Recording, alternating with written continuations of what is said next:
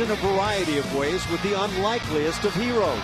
Tonight, Jake Marisnick and company try to slide out of town with a huge series sweep of Cano and the Mariners. The Astros turn up the heat on Root Sports. Next.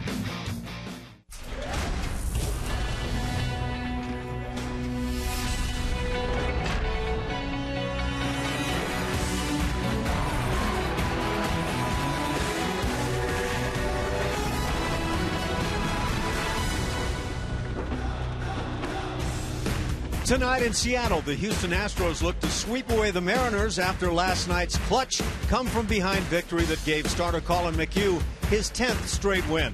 Roberto Hernandez gets the ball as the Astros go for their 5th consecutive win. Hi, everybody. Alan Ashby and Jeff Blum with you. Nice win last night. And the Astros are playing pretty well. Colin McHugh maybe didn't have his best stuff last night, Blummer, but when it was all said and done, strong effort. Yeah, you're going to remember what the offense did, but in order for them to do what they did, they needed Colin McHugh to go out there and keep this Seattle Mariner lineup at bay, and he did a great job with not so stellar stuff. Yeah, and the offense wasn't all that stellar either. 7 innings, it was pretty futile. Looked like it was going to be one of those nights. Then the 8th came along. Jake Marisnick had a big swing, and talk about big swings.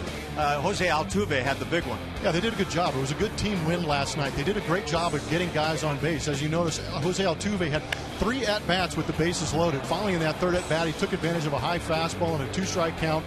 Finally drove that nail in the coffin for that win last night. Coming up, turning weakness into strength is easier said than done, but it appears the Astros have done just that with a vital part of their ball club. Blummer and I go deep into the bullpen when we return.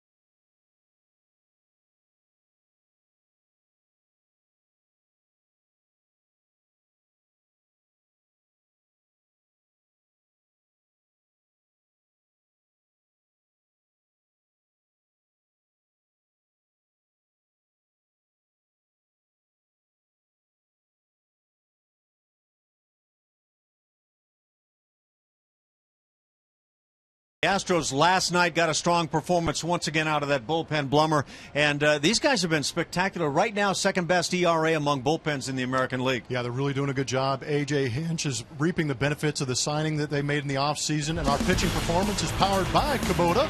And it's the Astros bullpen, as you said, Ash. Luke Gregerson, Chad Qualls, Pat Neshek doing a great job back there. But these guys what they're doing great is giving A.J. Hinch the opportunity to mix it up a little bit, give these guys some days of rest. But when they come in there, they're doing a great job. You're seeing all kinds of different arm angles, good sliders, good changeups, and they're just doing a great job of closing out these wins for the Houston Astros late in these games. Coming up, Jake Marisnick's path to the big leagues was paved with defense, but it's been another part of his game that's carved a niche in the starting lineup. Julia Morales analyzes the duplicitous nature of Marisnick's game when we return.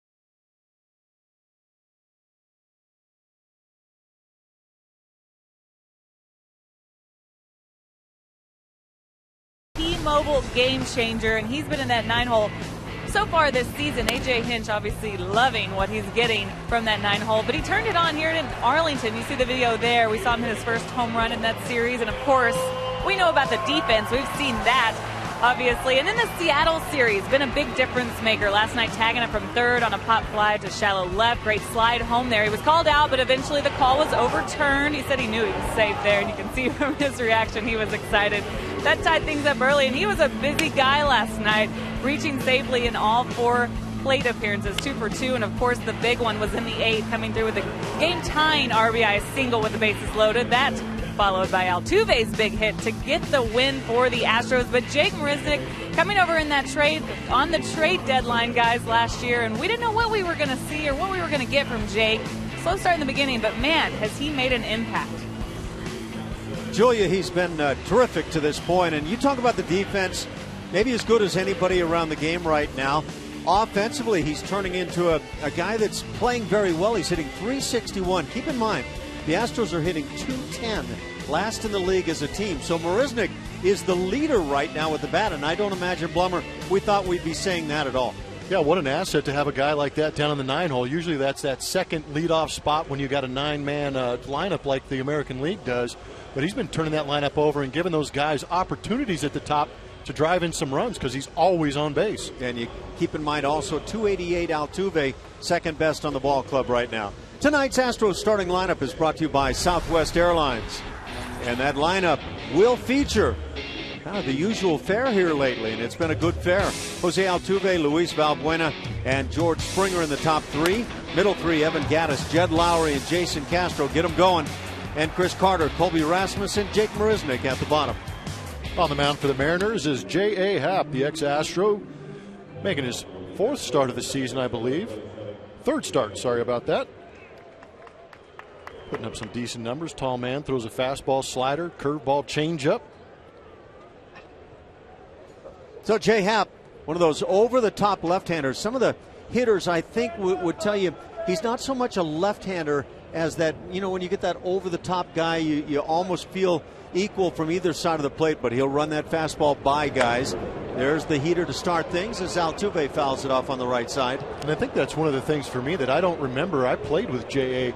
in Houston, and I don't remember the velocity being up above 90 miles an hour. I remember being a consistent 88, 89 mile an hour type guy with a big overhand curveball from that release point up top.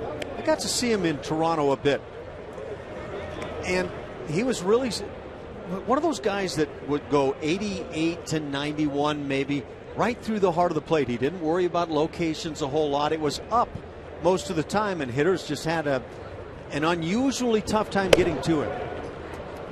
Counted 2 balls and a strike to Altuve. The Astros have won the first 2 games of the series, 7-5 in the opener, 6-3 last night. Altuve stays alive. It's 2-2 on Jose. Just getting underway. The Astros, the first place club now in that American League West. They would love to get used to that. Lloyd McClendon and his guys watching an Astros club that actually has gotten the best of Seattle here in recent times, including late last season. Altuve caught looking. Tough pitch down and away.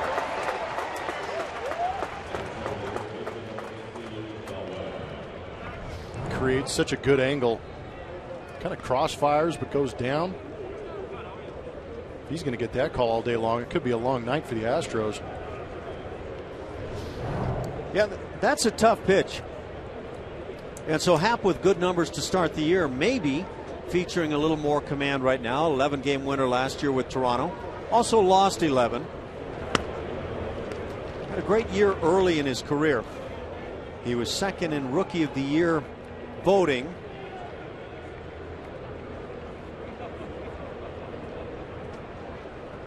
That year for Happ was 2009 with Philadelphia. Luis Valbuena at the plate, 5 big home runs on the year. And some of the other numbers, well, maybe about where Valbuena is accustomed to being. 244 with the batting average. 7 RBIs to go with the 5 dingers.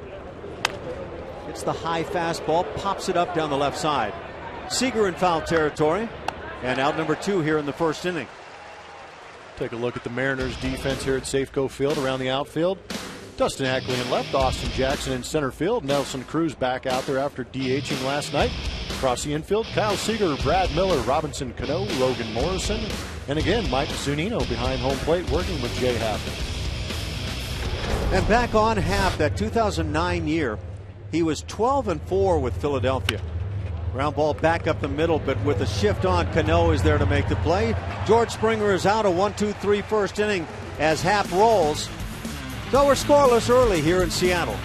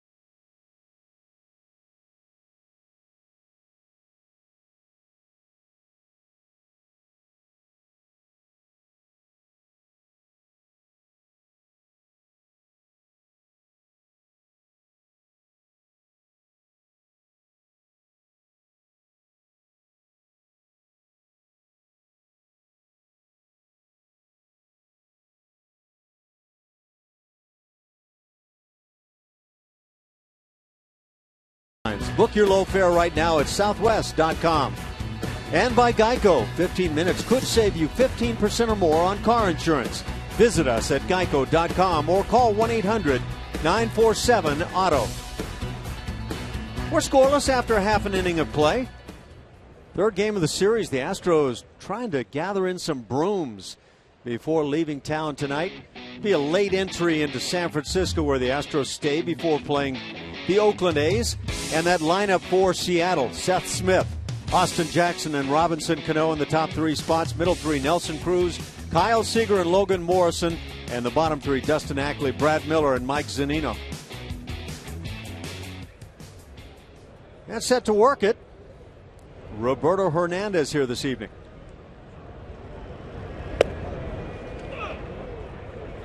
Finds the strike zone with that first pitch. He's pitched well to this point on the year.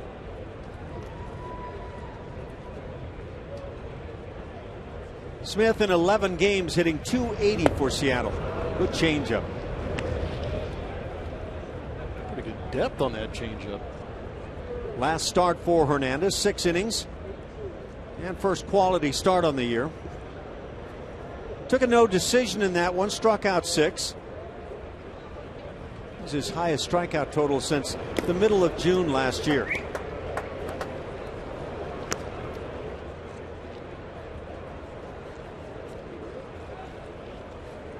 Smith without a home run on the year. He's driven in 4.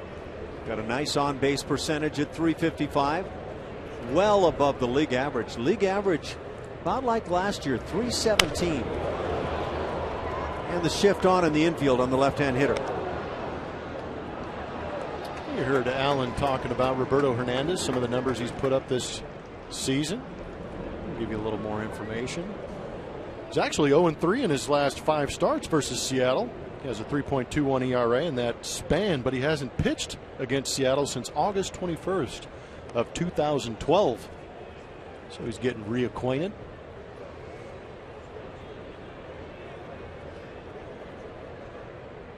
Had himself some kind of year back in 2007 as a member of the Cleveland Indians, when 19-8 after a rookie season that saw him go 1-10. He was Fausto Carmona at the time. That guy was good. Fausto Carmona was a pretty good pitcher there for a while, wasn't he? Still got good sink. Yes, he does. And you talked about the changeup. A lot of movement on that pitch. Ground ball, right side with that shift on. The play by Lowry, and out number 1. Here's how the Astros are going to line up against the Mariners on this last day of this 3-game set in Seattle. Colby Rasmussen left, Jake Marisnick in center, George Springer in right around the infield. On the left side, Valbuena, Lowry. On the right side, Altuve and Carter, and Jason Castro making his 3rd straight start behind home plate. Center fielder Austin Jackson will stand in. Got some hardy folks here in Seattle. Plummer and I took a little 30-foot walk to go get some tacos about an hour ago, and we were frozen by the time we got there. Dude, it was cold. That breeze today is chilly. Castro gets banged up with the foul tip. 0-2 the count.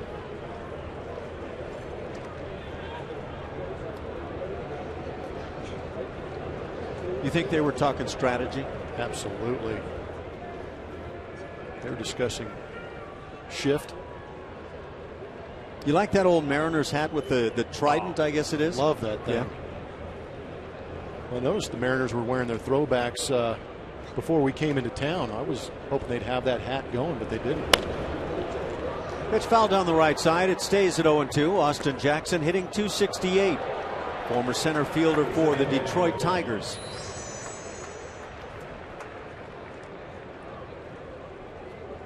And for Hernandez, lifetime 67 and 94. Those are pretty amazing numbers when you consider that 1 year 19-8. You factor that in, and when it's all said and done, 10 years in the big league, 67 and 94.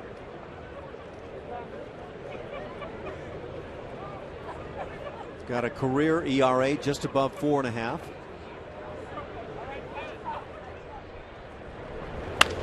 Pitch is lined over Carter into right field. Springer cuts it off. It'll be a 1-out single for Jackson, and he runs well.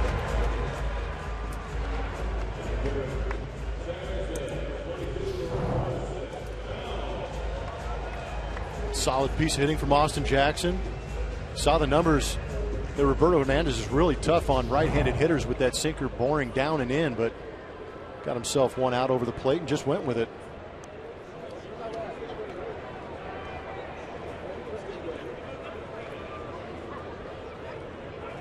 Geez, you think Robinson Cano likes facing right-handers? It's only hitting .359 against him. It was a couple of years ago, 2-3 years back, that late into the season he was killing everybody, but left-hand pitchers he was hitting to the tune of about 340, 350. So I'm not sure it matters a whole lot to this guy. 8-game hitting streak. Cano watching all the way, sees the pitch go low. Wow. Probably an easy guy to ride into the lineup no matter what, but especially tonight. Well, you have to imagine Cano is aware that he's done well against Hernandez. How much is Hernandez aware of those numbers? It's got to be a pretty long list for a guy like Cano. Oh, yeah. I imagine. Austin Jackson yet to steal a bag this year. However, on his career, he has stolen 89, caught 31 times. Look at those numbers. What does that say to you? Runners on base, 391. Versus the 229 with nobody on. That tells me he's got an internal switch that says when guys are on base, I'm going to really lock down and find that empty gap and drive it. That's an intriguing comment, and it makes me wonder, is there something about when a pitcher goes into the stretch that makes certain guys kind of light it up? Yeah, there's a lot of things that change with runners on base. Runner goes, pitch high and away, throw down to second, goes on by Lowry, and he's hurting. Staying there is Jackson with the stolen base. And now we have to check and see what went on with Jed Lowry trying to grab the ball and getting hit on the glove all at the same time. Looks like he jammed it into the skull of Austin Jackson on the way by. Throw kind of high and tailing towards the runner into the lane. And you can see the head or the helmet colliding with the wrist of Jed Lowry. You know, looking at that, if Lowry catches that ball and makes contact with the helmet, that's an out. And Lowry's hurting. Tried to hang in there a little bit. Pick up his buddy behind home plate and Jason Castro on that throw, but may have paid the price for it.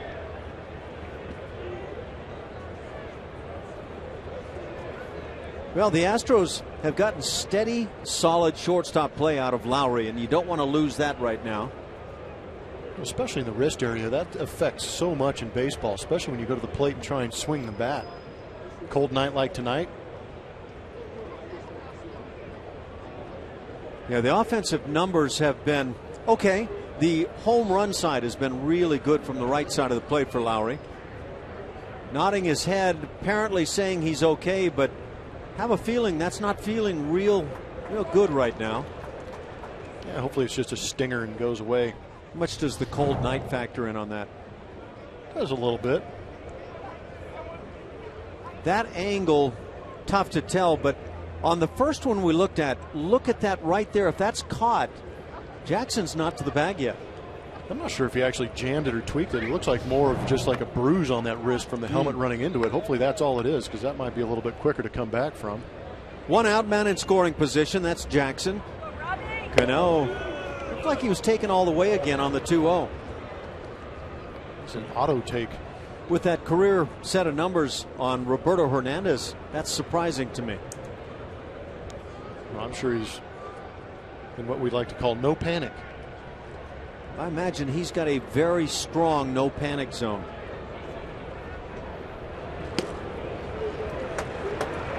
And now 3-1.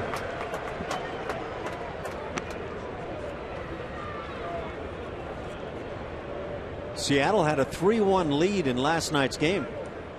And that stood into the 8th inning, and all of a sudden that 5-run frame, the Astros exploded and able to win the ball game. And since Colin McHugh went 7 innings, he was able to get the win. Pitch is drilled left field. Rasmus back and makes a great running grab. Halfway, Austin Jackson gets back to second base, but Colby Rasmus Longtime center fielder can play it with the leather. That's what it takes to get a guy like Cano out. A great play and left by Colby. Got himself a good jump. That ball driven off of Cano's bat. I just like how Colby was running back and the whole time had his eye on that ball. Never took his eye off it. Made a great play. He's a gifted outfielder, and we've talked about it. The Astros with this defensive setup. Rasmussen left, Marisnik in center, Springer in right. About as strong as you want to find. 2 outs now. Nelson Cruz, the cleanup man at the plate. Offers on the high heater. Good sinker running away from Cano, but you see how he put his nose down on it and barreled it up nicely.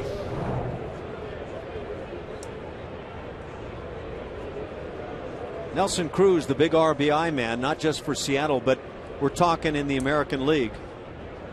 And the big power man, 8 home runs on his year, 16 ribbies.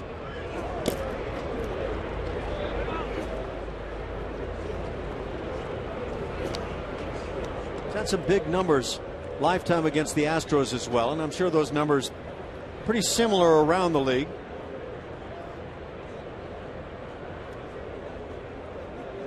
Not often you find the big power guys that also are hitting for average. Right now that's the case for Cruz. Drills one to left field, drops in front of Rasmus. He can't come up with it. I'm not sure he had any way of stopping Jackson. It's a 1-0 Seattle lead, and RBI number 17 for Nelson Cruz. Yeah, I'm with you in that thought, Ash. 2 outs. Speedy runner like Austin Jackson is going to score easy on a base hit. This ball is an absolute taser to left field.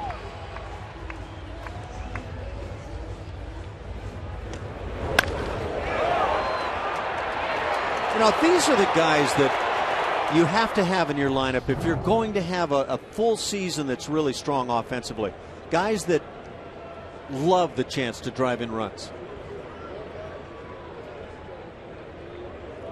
Still 2 outs. Kyle Seager at the plate. And another one of those guys that is really the offensive third baseman.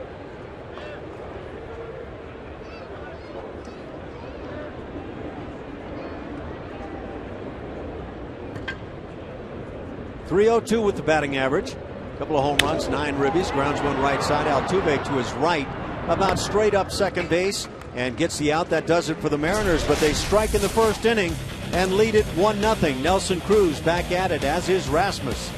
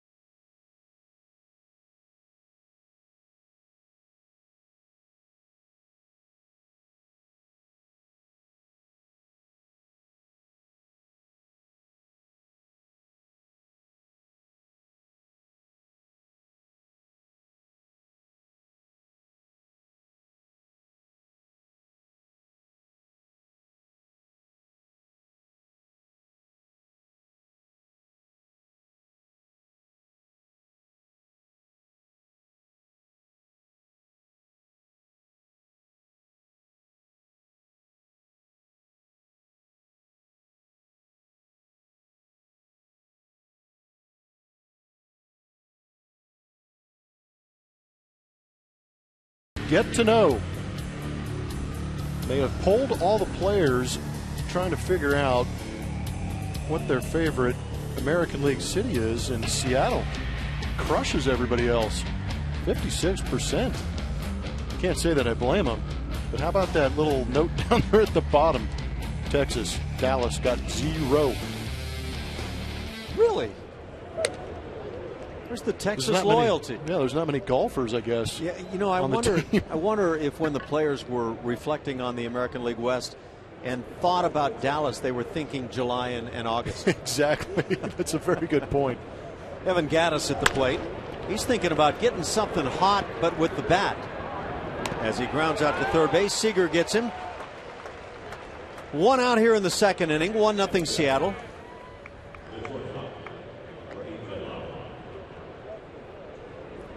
Brings up Jed Lowry. I guess we get a peek at maybe how that wrist of Lowry's feeling right about now. Left wrist as he was trying to make that grab on the throw from Jason Castro. Yeah, we're going to find out real quick how that thing's feeling.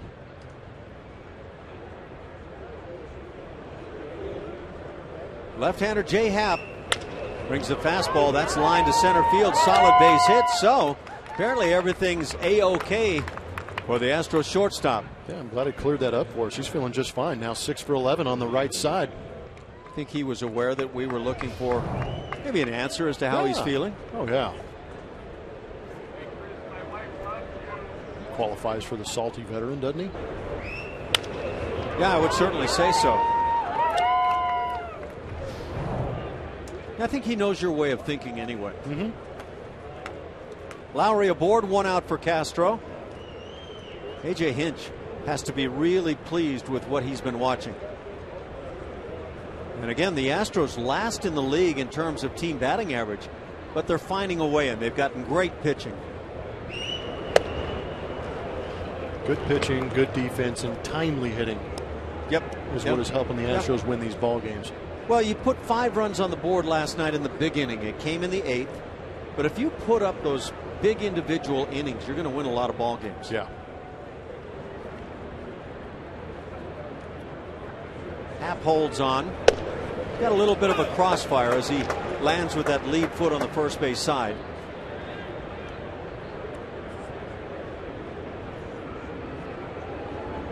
By the way, looking around at Major League Baseball a little bit, how about the Mets start on the year 12-3? Jose Altuve is contemplating that right now. He's in just as much shock as everybody else. Pitch down and away, 2-1. So the Mets have gotten off to a great start, 12-3. Cardinals playing Cardinal baseball. I don't know how you really count out the Mets or discount them at all because of their starting staff. Yeah. And having Matt Harvey back, I mean, it just changes the game for them. He is absolutely something. Creates so much depth. First place Astros. The Astros are going to get a peek on this trip, the tail end of the San Diego Padres. That should be interesting. That is not the normal San Diego Padres. They have been loaded up. They're 10-5, and they're tied with the Dodgers, who are at 9-4. So the West in the National League looks pretty good right now. Sure does. In the American League, the Red Sox are off to a good start in the East. The Tigers and Royals look like maybe the class of baseball for the moment, and they're both in the Central, 11-3. And then there's the Astros out west as Castro waves on the curveball. Second strikeout for Happ, and out number 2 here in the second.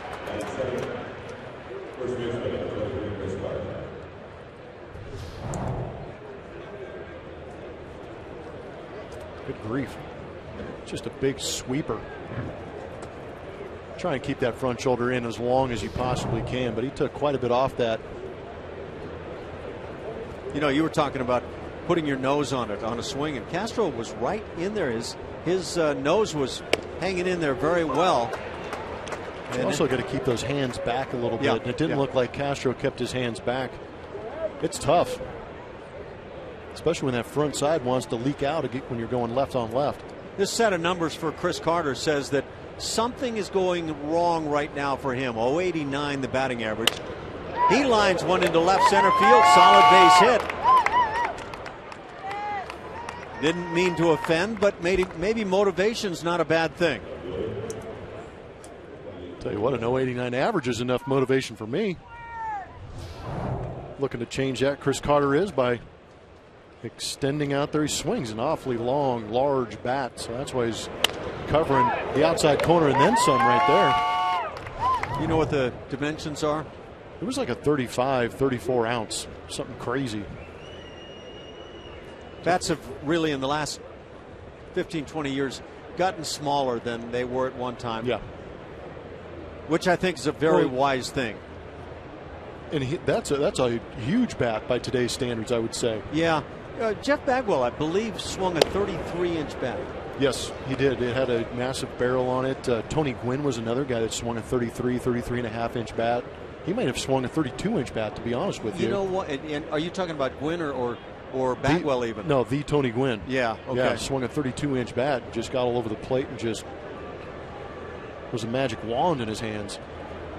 You know, I never considered anything like that until I was done playing, and you start picking up the aluminum bats, and most of them were 32 and 33 inches for grown guys. Mm-hmm. And it really changed my concept about the whole thing.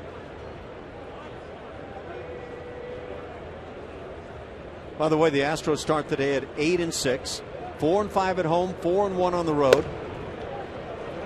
Hap close and staring in looking for a call. Colby Rasmus hitting .212 on the year, a couple of bombs.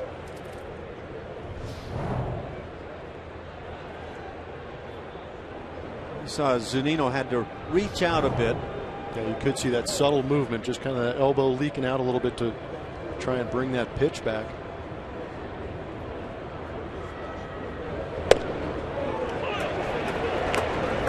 So I kind of ask when you see a catcher smoothly catch a ball off the plate and then he tried to subtly bring it back maybe an inch or two. Is that effective? My experience with umpires is not effective and maybe annoying. Umpires not enjoying the pullback. And I'm not picking on Zunino in any way, but the notion that catchers have that much impact with it, I don't know. It's still up in the air for me. Is there a technique being taught these days that creates a better view or a better frame job for the umpire? I would say yes. Catch the ball as deep as can be.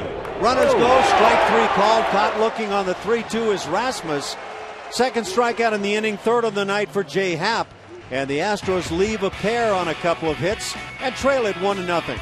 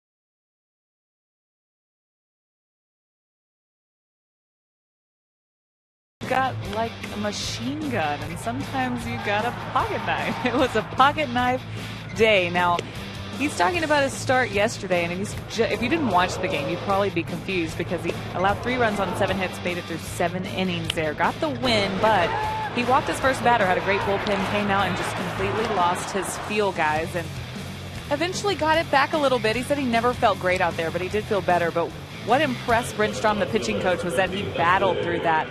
Really showed a lot of maturity as a pitcher with his performance last night. Thanks, Julia. And, you know, it's a part of the game, Blummer.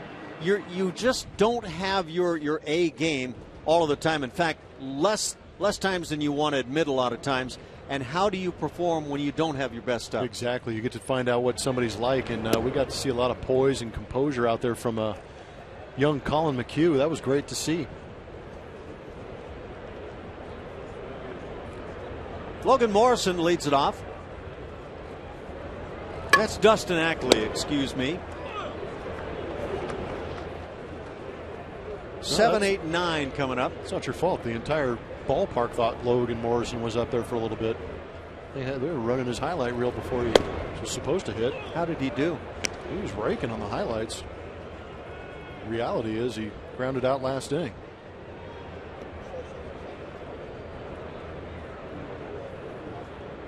You know, that's kind of the key I was looking for. Is that changeup. Instead of diving that time, it ran kind of east-west or west-east in this case. It's different up here.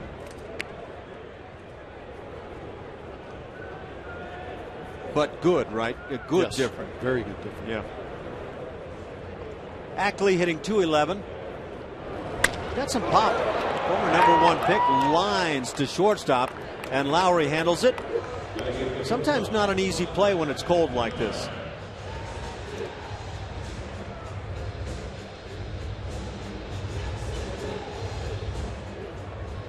It'll bring up shortstop Brad Miller, another left-handed bat for Hernandez to go after.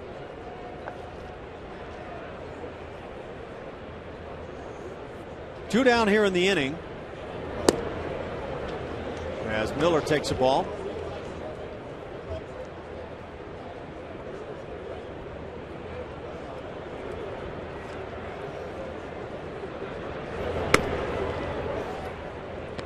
And 2-0 the count. Yeah, the out on Morrison happened so quickly, and I don't know, maybe that endeavor to just stay warm up. Well, we don't want to tell Julia that. It is kind of toasty here in the booth. Ground ball to Altuve. He'll make the play on the short hop and get Miller a 1-2-3 inning turned in by Hernandez. We played 2 from Seattle. 1-0 M's on top.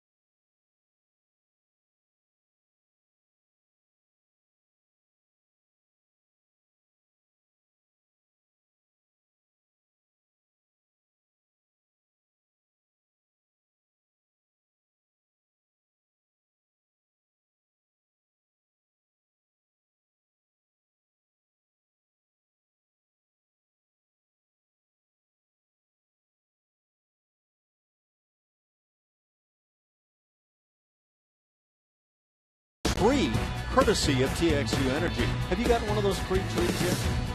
I'm looking into it. I'm going to have one delivered up here, yeah. What kind of tree can I order? You know, if it's me, go ahead and have the pizza delivered, and you go ahead and I'll take the tree with me. Yeah. Get a bonsai tree and put it in my Hey, carry-on. we ran into that guy out on the concourse this afternoon. Yeah, we didn't mean to, but we did. He's got his Jeff Blum uniform on. Actually, it's Jose Cruz. Cheo well represented at the yard here this evening. He's a big deal. Talk about a big deal. How about Jake Marisnick these days? Leading off here in the third inning, Astros down a run. 361 to lead the club. Had 2 hits in last night's game. It's looking like an all-around ball player. You know, he does stealing some bags too. Yes, he is. I Has like not that. been caught. The Astros, by the way, leading the league with 15 stolen bases and caught just 1 time. And caught right there, Marisnick peeking. That's 4 strikeouts already for J. Happ. Jack in the Box takes us deep inside the box score as we look at who's been clutch for the Astros early in the season. Wow. Jake Marisnick. Runs created. It's a good number. How about those go-ahead RBIs? Well, that's what I was just Valbuena. trying to read. There were quite a few in there for that kid. 5 already for the Astros' new third baseman. Jed Lowry's had some clutch, solid at-bats. He's fouled off some tough pitches and got big hits with runners on. Altuve struck out looking back in the first inning. Tough pitch down and away got him. It was right about there. There you go. Yeah, Valbuena, go-ahead RBIs. That's beautiful. Well, a couple bombs in the 2-hole to start out a game will help you out in that situation, won't it? I loved your Valbuena the other night. I thought that was pretty dead on. I'm a big fan of that kid right now. Curveball finds the outside edge. 1-2 the count. If you say so. Well, or some facsimile thereof. It looked like that slider going around the outside corner. Fastball drilled to center, but it's going to hang up. Austin Jackson with the play, and out number 2. Well, you can't hit it better. And so if you're looking for good signs, that might be one for Altuve. What a big hit he had in the 8th inning last night. Isn't it funny how a guy like Jose Altuve, obviously his track record speaks for itself, and you don't panic too much when he struggles a little bit or goes a day or 2 without a hit. There's other guys around the league that you're just, oh my gosh, is he ever going to come out of it kind of thing. But that is one guy you do not have to worry about. Well, I would say that for those of us who got to watch him day in, day out last year, there's no question he got it figured out. And he was already pretty darn good, but nobody could have guessed 341, 225 hits. That's incredible. Yeah, but he was one of those guys on a daily basis. You could almost see it. I mean, he's making adjustments pitch to pitch, which, you know, is tough for a lot of guys to do at this level. Usually they can go from at-bat to at-bat, but you could see Altuve was making adjustments as he went last year. Valbuena at the plate. Batting average at 239. I'm not sure that's far off of where he could be, but if he supplies the pop as a third baseman, drives in runs, probably going to be just fine. Inside corner, it's 1-2. Well, we talked about with Matt Dominguez here in the last couple of years, we would have settled for a 240, maybe a 20-70 type situation at third base, and I'm sure the Astros would be perfectly content having Valbuena hit 250 with 15 and maybe 60, 70 RBIs. No swing on the appeal down at third base. Valbuena stays alive with the 2-2 count. Well, let's look at what Valbuena did with the Cubs last year in the National League. 249 was the batting average when it was all said and done, but he had a 341 on base percentage. So that means he drew a lot of walks. There were 65 of them, and he had 16 home runs. Those are great numbers. So, yeah, so he drives the baseball. He's patient, draws some walks, and played a solid third base. When it was all said and done, as a third baseman in 124 games last year, he had 9 errors. Not bad. Fly ball to center field. Austin Jackson puts it away. That'll do it. A 1-2-3 third inning. 1-0 Seattle.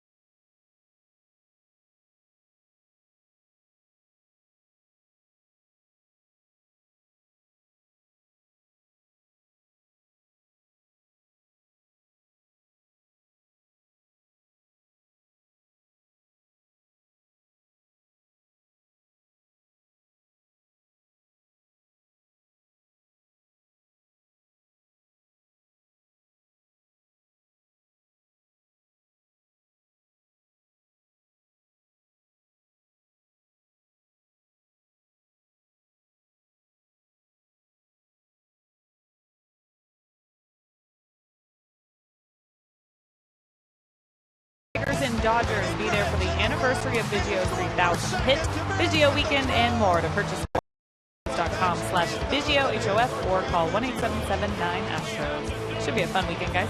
Yeah, that should be a great night and the weekend you talk about. How you feeling down there, Julia? Freezing. Thanks for asking. No, just remember, we care.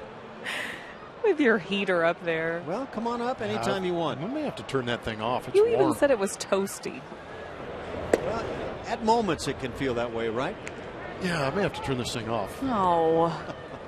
Enjoy yourself. 1-0 Seattle.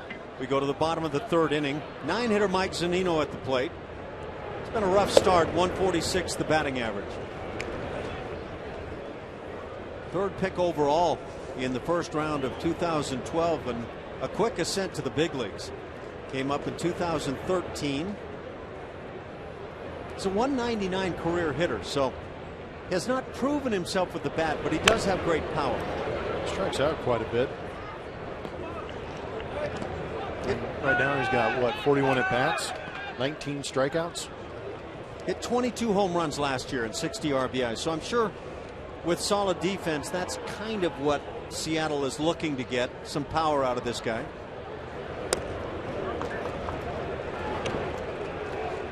You could kind of see as he took that pitch, the bat really dropped like the barrel was going to drop. The barrel. Yeah. Yep.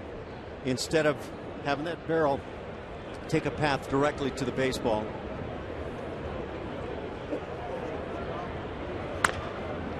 Ground ball foul outside the bag at third.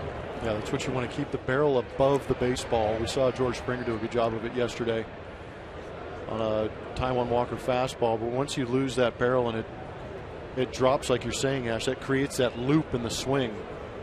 Have a tendency to be under the ball, maybe uppercut a little bit. Which is usually, I think, the biggest factor in strikeouts. There's a bomb to left field. This one stays fair, and Seattle adds a run. It's 2-0. Zunino didn't miss this one a bit.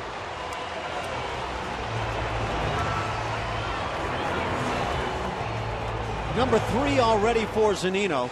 Make that number 2. And 3 RBIs. And I think that pitch was just basically thrown right into the bat path of Mike Zunino. And when you do that and he has a chance to get a barrel on it, he does have the pop. Sure, you remember last year he hit one up and over the foul pole down the left field line. It was eventually called a foul ball. We're not sure because we couldn't find it. I do remember that. So again, 2-0 Mariners on top. Shift on the left hand hitting Seth Smith. Only Luis Valbuena on the left side of the infield. Batting average at .269. Smith grounded out to shortstop. That as he led off the first inning. Hernandez changes speeds a little bit. Deep fly ball, but Rasmus has a beat on it. Out number 1.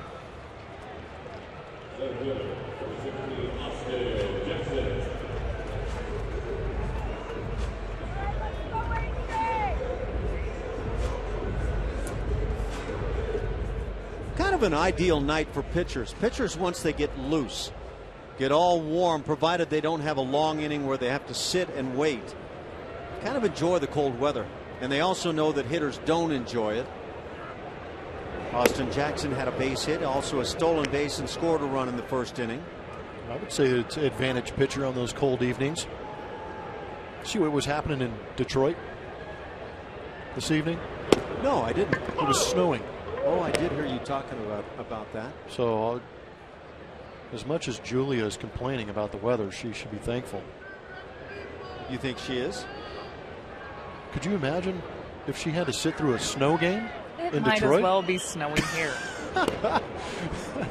Are you grateful, Julia? I guess. It could be worse. I mean, you can sense the enthusiasm in Julia this evening, can't we? Well, the scary part is the sun's not even down yet.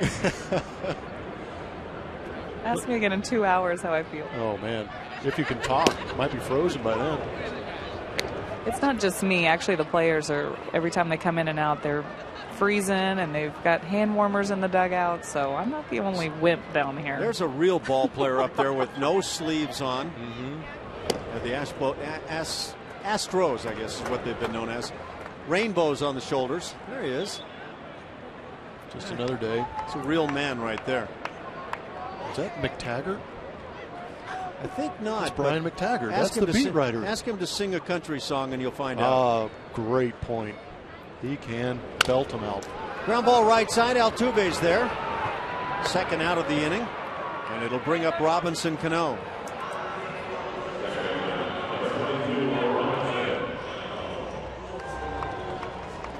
We'll turn up the heater for Julia, see if it gets to her a little bit.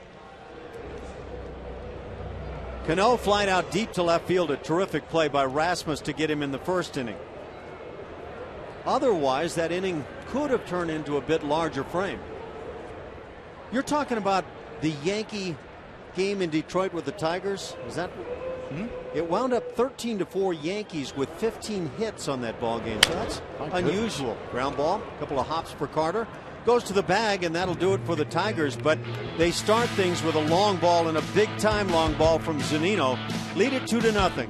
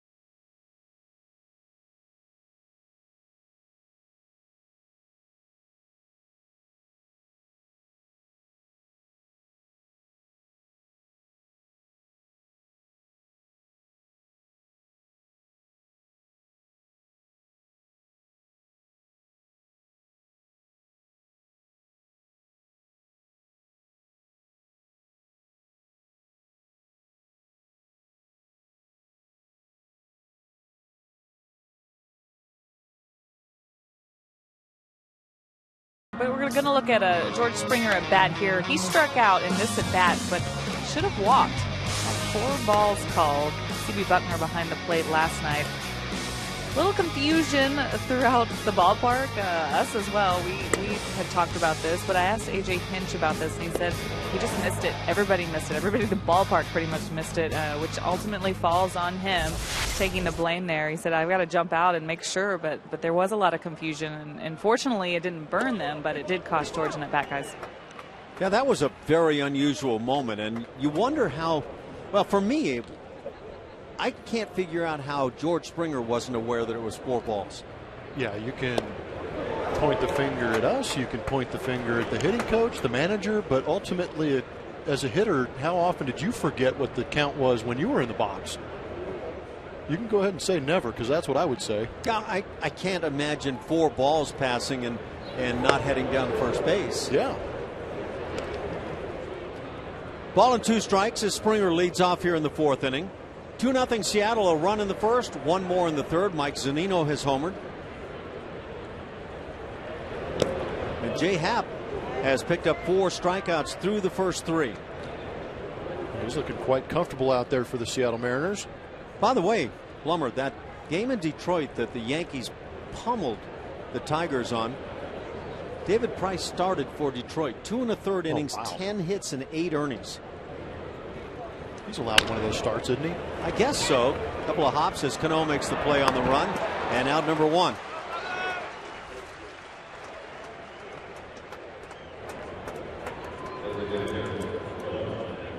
Yeah, that's very un-Price-like.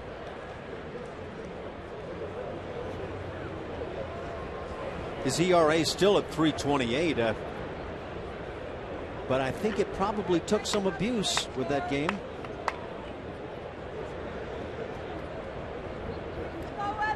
His ERA was, well, I have to find that now. Evan Gattis with a big swing, slices one down the right field line. It's going to go foul. Gattis grounded out to third base as he led off the second inning. 2 hits for Houston, 3 for the M's. That's well spotted.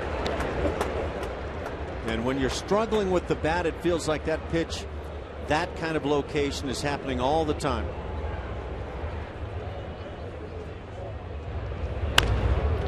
Ground ball left side, shift on. Making the play for the second out is Brad Miller, the shortstop. 2 ground ball outs here in the inning. Jay Happ, former Astro, and he's bounced around a bit. Went from the Astros to the Blue Jays. Brandon Lyon and David Carper in that trade. Of course, you see the name of Asher Wojciechowski coming the other way. A lot of names involved there with Jay Happ trades. My goodness, yeah.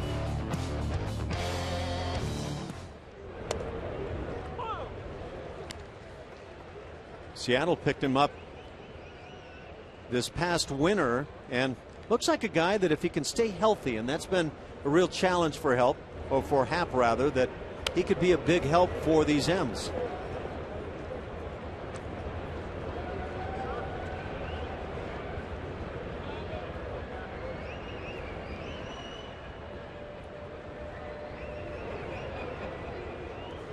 Happ now 32 years of age.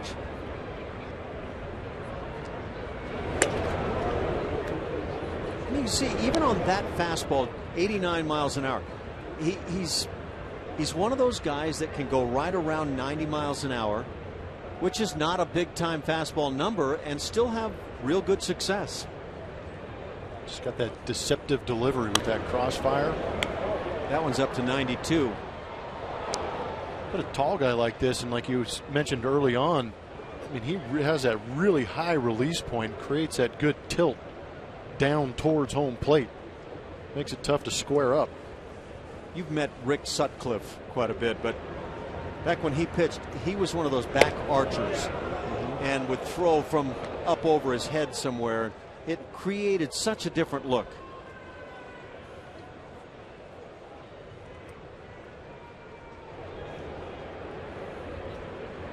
Don Sutton, another one of those guys.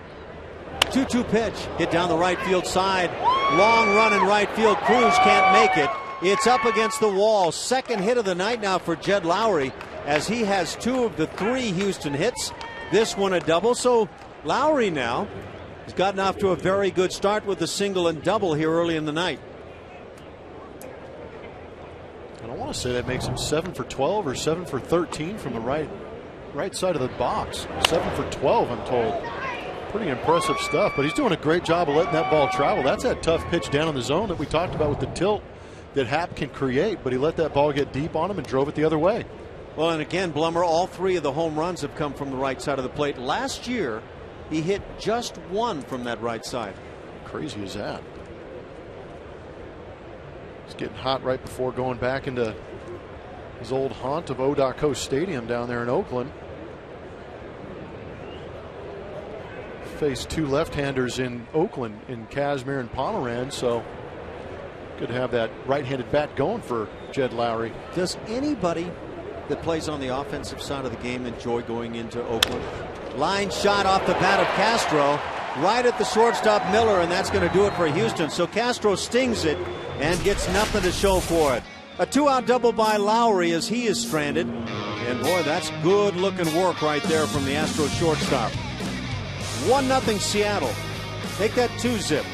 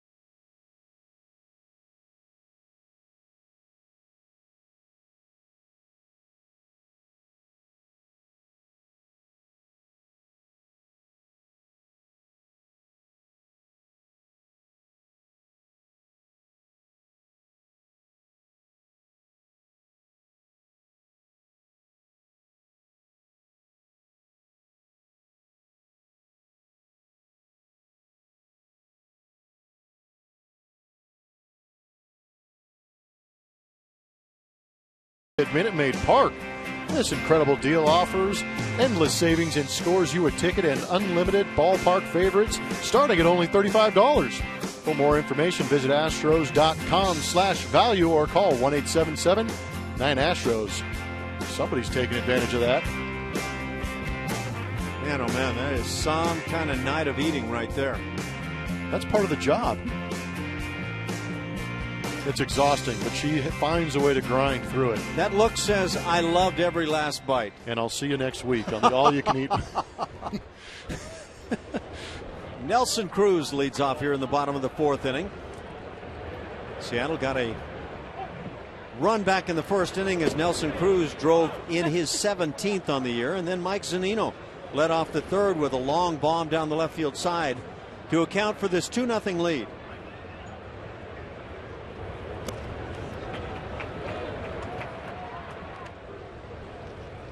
A ball and a strike. Cruz, Seager, and Morrison for the M's here in the fourth. And Nelson Cruz, .345 the batting average, 8 home runs to lead the league, 17 ribbies lead.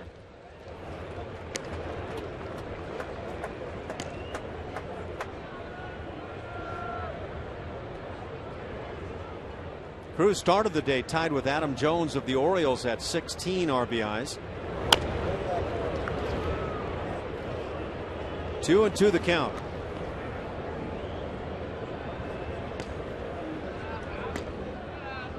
We had some rain last evening. The roof was closed. Now it's just the chill that you deal with.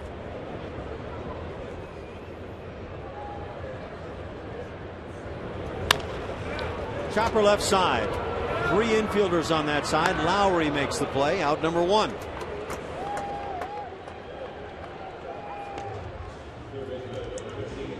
Guess that shot to the wrist of Lowry wore off pretty quick. Seems to be just fine. Either that or it was exactly what he needed. Yeah, locked him back in. Good to see him playing through it. With 1 out, it brings up the left-hand hitting Kyle Seager. Your boy Paul Goldschmidt leads the National League in RBIs, also 16. I am president of that fan club. That's a pretty good club, and I imagine there's plenty of members. He's a great kid.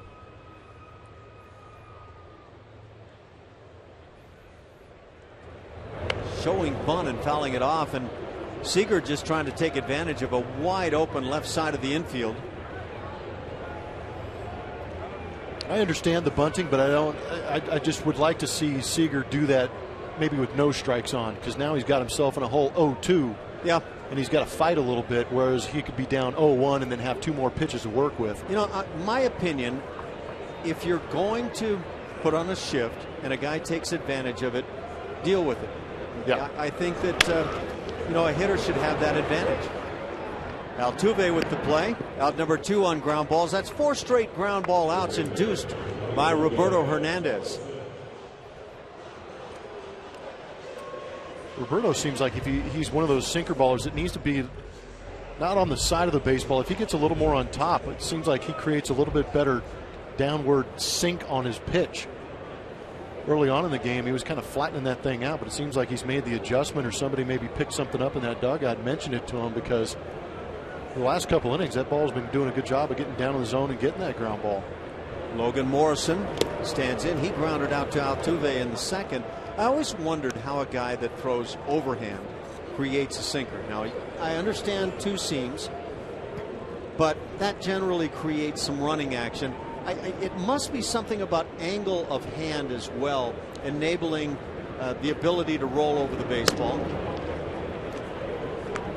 Yeah, it was angle of the wrist. I'm not sure either. But one of the things that was said about Mariano Rivera and his cutter is that he would turn his hand inward. Yeah, that wrist, yeah. And so I'm thinking on the sinker, maybe it's the opposite, where the hand turns outward. Could be.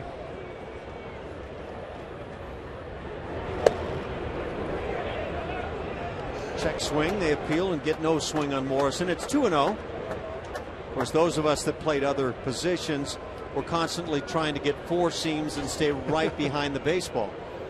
Actually, I say that, and then I think about you as an infielder. A lot of infielders actually want to get that big sinking action across the diamond. Well, you actually get used to, you can, it's like playing a draw or a cut in golf. Yep. You can kind of, just a release point thing. I'm trying to figure out a way to describe it to you, but you could release the ball a little bit further to the left of the first. To the right field side. Yes, to the right field side of the diamond, and just let it fall back towards the first baseman. Logan Morrison draws the 2-out walk. First walk issued by Hernandez, and it brings up Dustin Ackley. So yeah, you start it kind of high and to the right field foul pole side of the first baseman and let it work. And that's really the more consistent throw of anything you can make over there. Yeah, I mean, you've been doing it long enough until you get up to this point here in the major league, so you've got a pretty good handle on it. But I always found it was okay to do that from shortstop and second base, but when I was over at third base, I really tried my hardest to get on top of the baseball and throw that true four-seam fastball over to first base, because there was just too much space in between me and the first baseman to create movement. Then you watch guys like Vinny Castilla, who had it down to perfection, that just nice little sidearm flip, and he'd beat guys by a half step every time. Adrian Beltre. That sidearm submarine flip. I didn't have the touch from that distance. I had to get behind it and throw it as hard as I could. Well, of course, the guy that did that to the extreme for me was Ken Caminiti. Yes, I enjoyed watching it, and that's part of where I got it from a little bit, is just realizing. Hot shot past Carter into right. Morrison digs for third base. Held at first is Ackley. And with 2 outs, Seattle has runners at the corners for Brad Miller.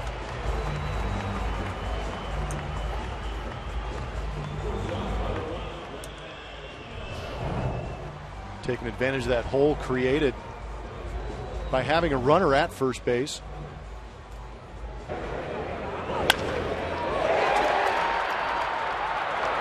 What a good job by Springer, too, getting that ball in and keeping Ackley at first base. Still now you have the force at second base.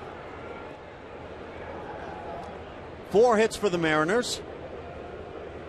Brad Miller 0 for 1 on the night, grounded out, that in the second inning. 3 for 8 here in the series. Talk about an erect stance, almost leaning backwards.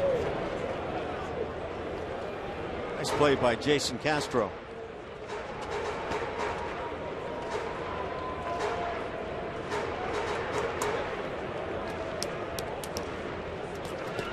Miller has some pop. He has a home run on the year.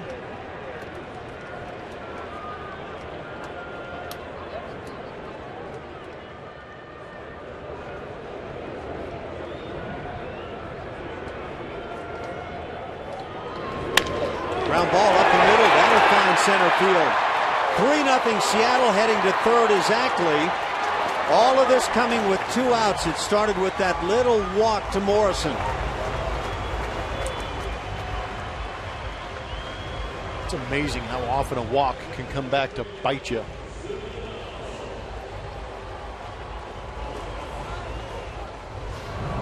Good job by these guys in the bottom of the order for the Seattle Mariners, staying on those sinkers, barreling them up nicely and shooting them through the infield. For Miller, his 7th RBI of the year.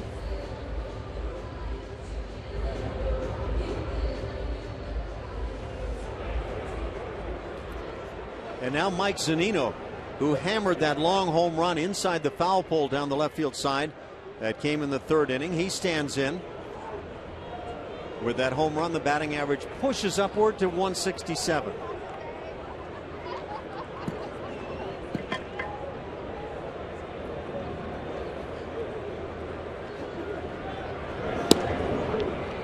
High strike. 89 miles an hour on that sinking or trying to sink fastball that stays up.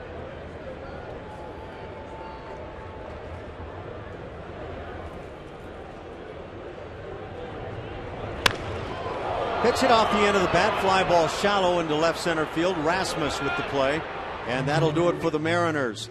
They get a run on a couple of hits and a costly walk. It's 3-0 Seattle.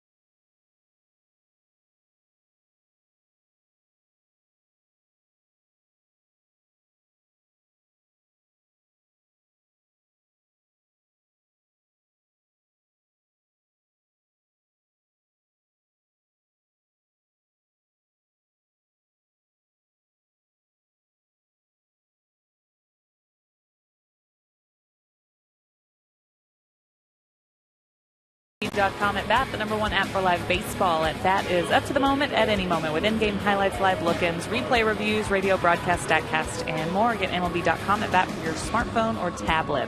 Astros have some work to do if they want to get a series sweep. They were hoping for their first of the season against the Mariners, but they've done well in series. They did get the series win yesterday. A.J. Hinch talking about this, saying they want to get greedy. They want to get the series win, but winning 3 out of 5 series so far this year is great for them. They don't want to say that that's a statement by any means, but they haven't arrived. There's a lot of work to do, but winning series is what it's all about in this league. And if you win a series, you like where you are in the end, guys. Thanks a lot, Julia. And it may not be a statement, but I think it's a confidence builder. And that's a good place to start the year with.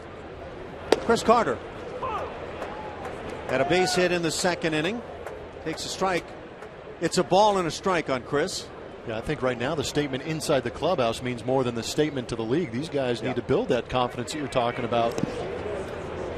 And I think going in there, that's the mentality when you're playing these 3-game sets. I know sometimes the 4-game sets get a little weird. You can maybe split those, but in order to be successful, you have to win every series. I think that's a great mentality for these kids to have. And when you win the first 2 games in a series, there is nothing wrong with going for the blood. Yeah, you should. Yeah, you get that killer mentality, and teams that do well, that really surge late in the year and get themselves into postseason play, have picked that up somewhere along the line. 2-2 pitch, laid off by Carter. By the way, Brad Miller, shortstop for Seattle, who just drove in that 3rd Seattle run, is hitting .444 at home, .053 on the road. So I'm not sure you want to mess with him here at Seattle. Ground ball at the third baseman. Backing away, a little ole by Seager as he makes the play.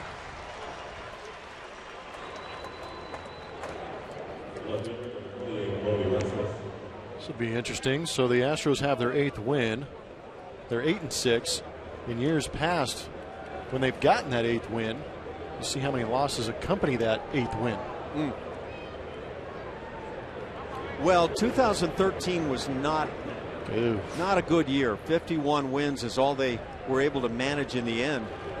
And so 18 losses at that point, pretty tough to take. That's a rough month.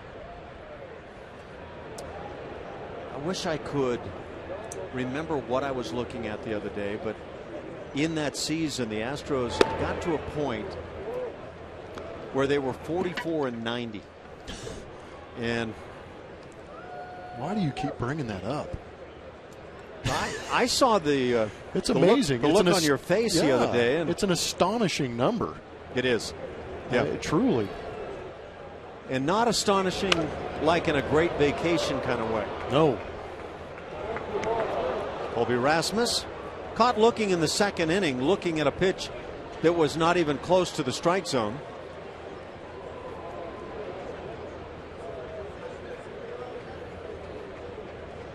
Jay Happ and Roberto Hernandez, the pitchers tonight. Did Colby Rasmus do something to the home plate umpire? Apparently something offensive was taken. I mean, Colby punched out his first at bat on a pitch that was equal to or lower than that pitch right there, but those pitches are clearly out of the zone. Lance Barrett, that home plate umpire tonight. Hot shot, a fair ball down the right field side. Colby Rasmus wins out this time. He will head to second base, a stand-up double. It comes with 1 out and brings up Jake Marisnick. Luckily, Colby's not fazed by the fact that the zone is quite large.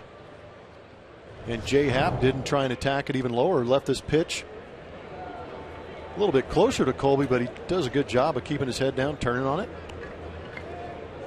It's a good job by him to stay mentally strong and not get flustered by some of the calls on him. He's already made a great play defensively and left tonight. Jake Marisnick also was caught looking as he led off the 3rd inning.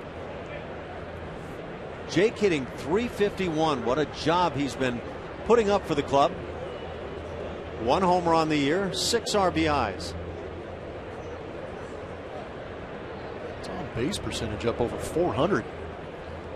The way he runs, that's a big factor. pops one to the seats down the right field side.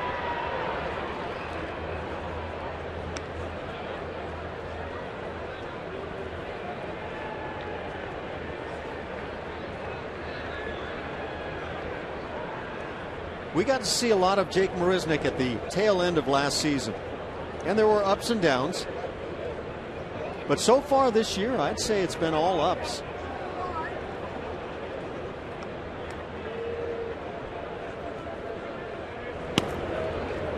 A ball and a strike. The Astros trying to get on the board for the first time here this evening.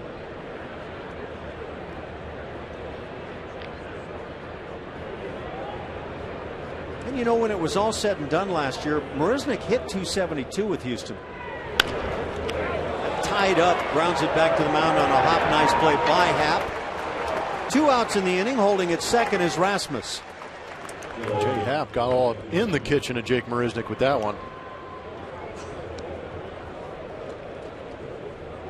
I think Marisnick had every intention of going up the middle the other way, but just got a heater on the inside corner and locked him up.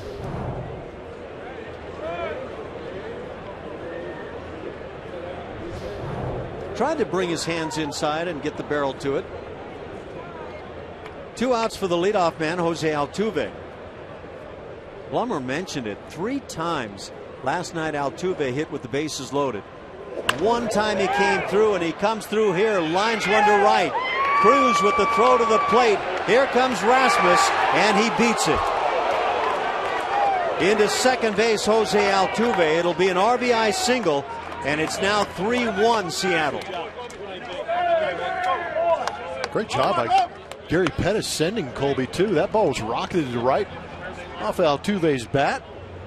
Sometimes when you see the ball shoot that quickly to a right fielder, you shut the guy down who's rounding third. But Pettis with 2 outs forcing the issue, and Colby with a good slide getting in there. Well, he's not hitting with the consistency right now that he's grown accustomed to from last year, but boy, he's still getting some big swings for the club. And now Valbuena a shot. He's 0 for 2 on the night. One of the things Altuve does extremely well, people say, well, he steals bases. That he does. He steals third base extremely well. Very smart about it, too.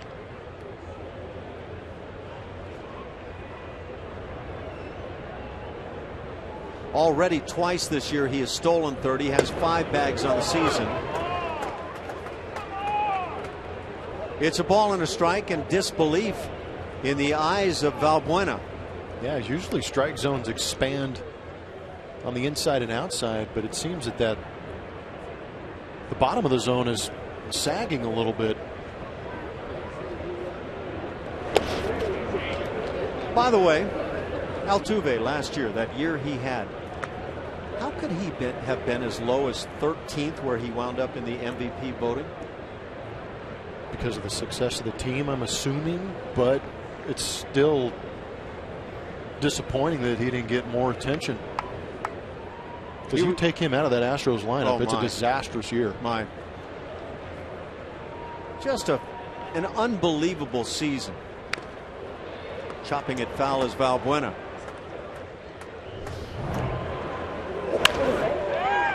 That's his bread and butter right there, too, going the other way. Nelson did a good job of picking up that short hop. Look at the effort on the slide by Colby. Another good athlete on the team. Yeah.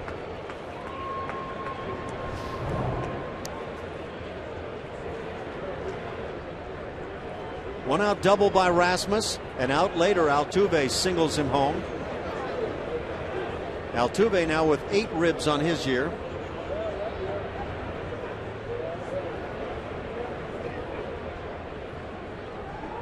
Your favorite move again? I love that move. How about the fight early on this season with the Houston Astros? Kind of like the offense. They're putting together some great at-bats, forcing these pitchers to throw a lot of pitches.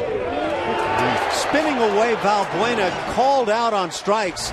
He cannot believe the call. And that'll do it for Houston. They get a run. They strand Altuve at second base. And Valbuena continues his disagreement.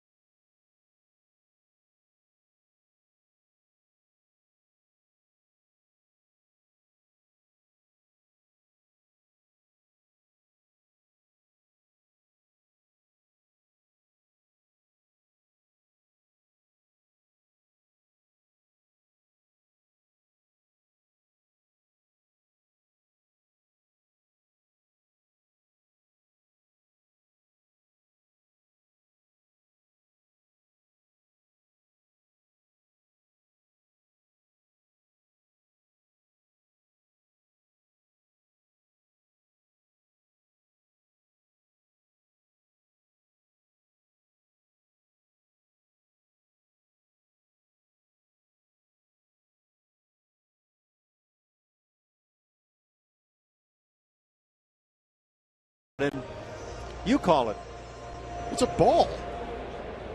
Or is it? It may have nicked the strike zone, but when, I believe it's Lance Barrett back there making the calls, we've seen several pitches below the zone. Wow, he did throw him out. Threw out A.J. Hinch, but A.J. Hinch was doing a great job of protecting Valbuena.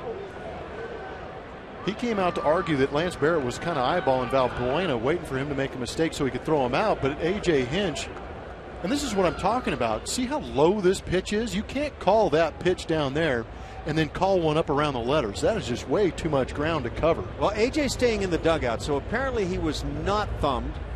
Or is that from before? I believe that was a replay. Okay. First pitch of the inning, fly ball center field. That's the leadoff man, Seth Smith. He's still down there. One pitch, one out here in the fifth inning. 3-1 Seattle on top. And the Astros appear to still have their manager. Or is that Jeff Blum down in the dugout? Now they threw out Dave Hudgens, I believe, the hitting coach. Oh, okay. Well, good for Dave, but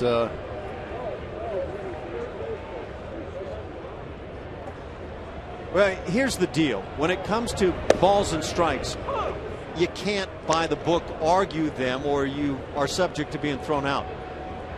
But that's really sensitive stuff from behind the plate on what we've seen. And you pointed out perfectly, you can't have both. You've got to give the hitters some kind of chance. I don't really mind when I see a pitch like that high one that catches some of the strike zone being called a strike, but add in those low ones that are not close, and then you've got a problem. Yeah, you're basically going from the ankle to the shoulder. My goodness. You know, I think Valbuena, when he sees the replay, what we saw on that high pitch, is going to be very surprised. In fact, I was surprised seeing it. I was shocked. I still think it's a ball. I'm calling it a ball. You're not buying in then right away, huh? No, because, I mean. Well, see, that's the attitude. And you must still be a major league hitter, because that's what guys are going to take back in the clubhouse and say, no way. Yeah. I don't believe that. I'm not going to buy it. You got to believe in your own program, right? Yeah, but I'm on the side of Dave Hudgens too. I'm glad he got ejected. I think he picked a good spot to argue a strike zone. I know you can't do that, but I think in this situation it was a pretty good time to do it after watching what's happened to Astro hitters with some of these pitches down from Jay Happ. Can you get hitters to join your side when you maybe get thrown out like that as a hitting coach? Yeah. It's always good to know that your coaches are out there fighting for you. Strike three called. Austin Jackson down on strikes. That's just the first strikeout on the night. for Hernandez. 2 outs here in the 5th inning.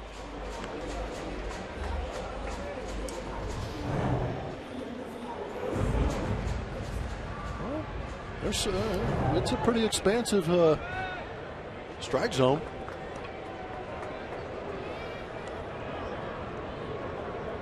Yeah, he might have had a seam or two hit that outside edge right there. And I have no problem with that one. But those low ones that you were talking about, can't do it. It's just physically impossible to cover that much area. Robinson Cano was robbed by Rasmus in the 1st inning. Has also grounded out and takes a strike.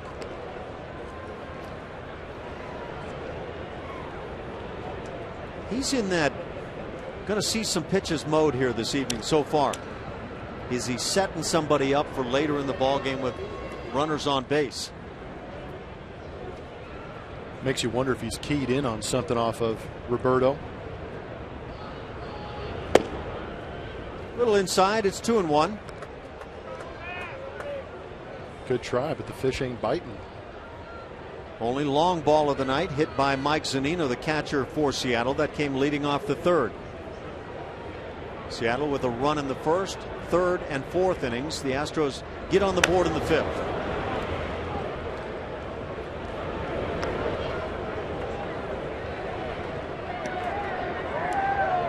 Hernandez, pitching in that 5 spot in the rotation, has been solid to this point.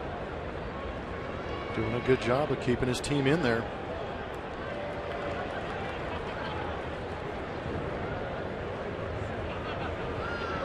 Third start on the year for Hernandez. And a ground ball to first. Carter's there. And that'll do it. A 1-2-3 5th inning. So the Astros trying to get back in. It's 3-1. Mariners on top.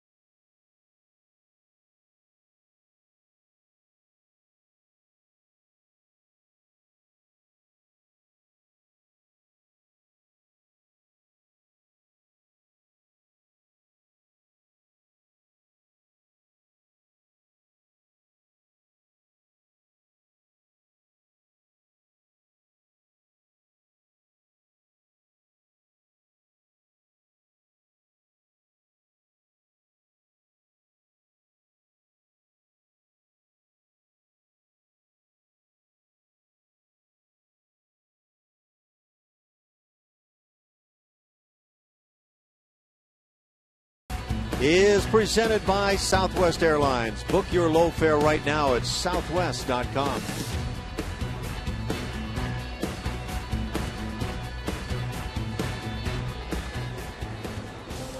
Half set to go here in the 6th inning.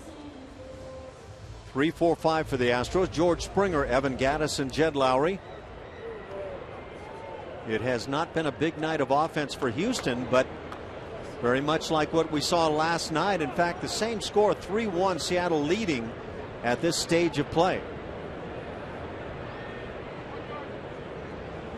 Jed Lowry has a couple of hits tonight. The only other knock picked up by Chris Carter. As Springer hits one on the ground, easy play for Cano, and he makes it out number 1.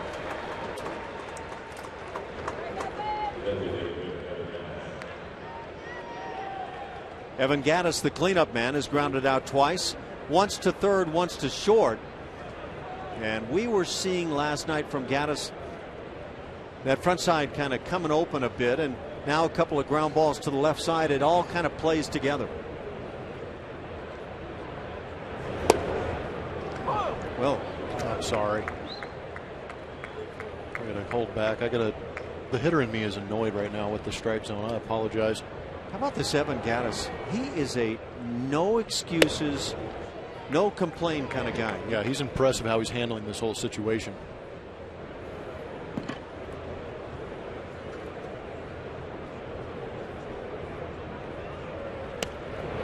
Oh, he held back. I thought for sure he was going to ring him up on that one.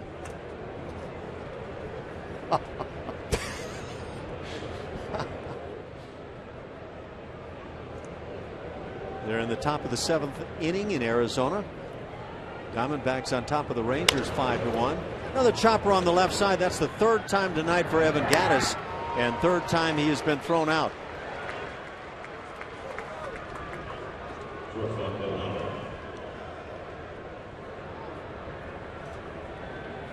Blummer's taking a look at his scorecard and maybe noticing a trend. Yeah, between George Springer and Evan Gattis, there's quite a few ground balls. George Springer himself has hit 3 to Robinson Cano. You know, generally, I would say, okay, if Springer's hitting it to the right side, good sign. But with the shifts these days, yeah, and really not hitting the ball sharply in any case. Jed Lowry takes a pitch. He's 2 for 2. He is singled and doubled. That ball was 6 inches off the outside corner. Let's see if you're right. I mean, really? You've got a good eye, but so does Jed Lowry, who's now 3 for 3. Does not advance the cycle possibilities, but he has 2 singles and a double.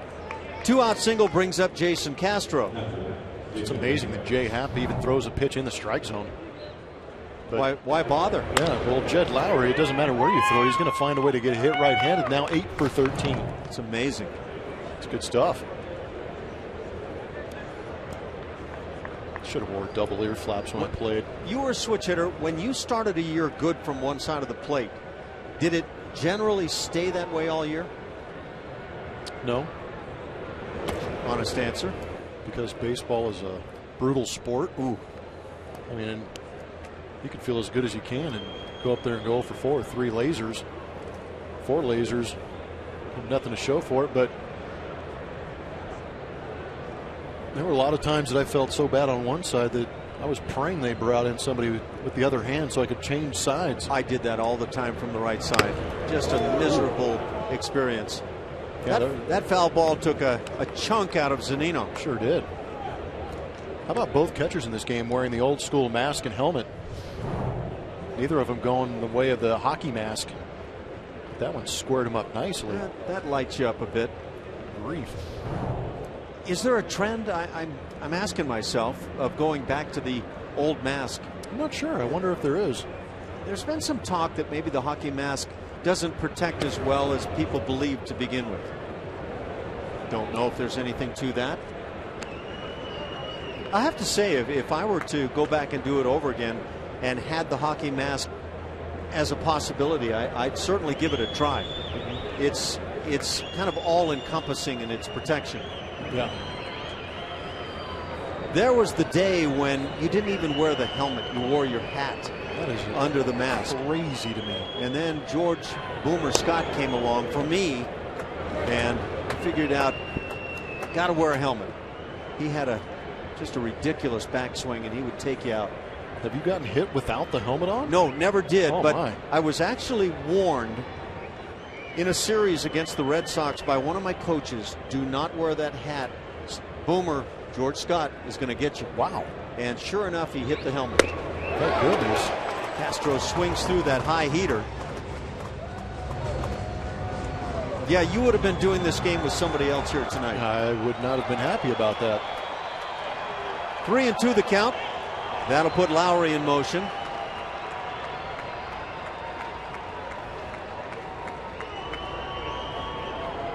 Chris Carter waits on deck. Castro has struck out and lined out, hit one right on the screws as he lined to short in the 4th inning. There goes Lowry, and getting just a piece is Castro. Angels are hosting the A's. They're tied at 1 in the 5th inning. The Dodgers are in San Francisco, where the Giants lead 2-0 in the bottom of the 5th. Other games have gone final around the major leagues. The White Sox shut out Cleveland 6-0. St. Louis a 7-5 winner over Washington. The Cardinals they never seem to have real bad spells. Again, Lowry on the move, and again Castro fouls it back. They've got quite the program going on in St. Louis these days. These years, always competing. Sure, you've heard the rumors in Miami. Mike Redmond, the skipper, is on the hot seat apparently. The Marlins win at 6-1 over Philadelphia. It's kind of premature for a little them. Early. Well, a lot of people would bring up questions about some of the decisions made. Ooh. Castro slams it to left field, but going back in place is Ackley to make the play. Castro for the second time hits it hard, comes up empty. 3-1 Seattle.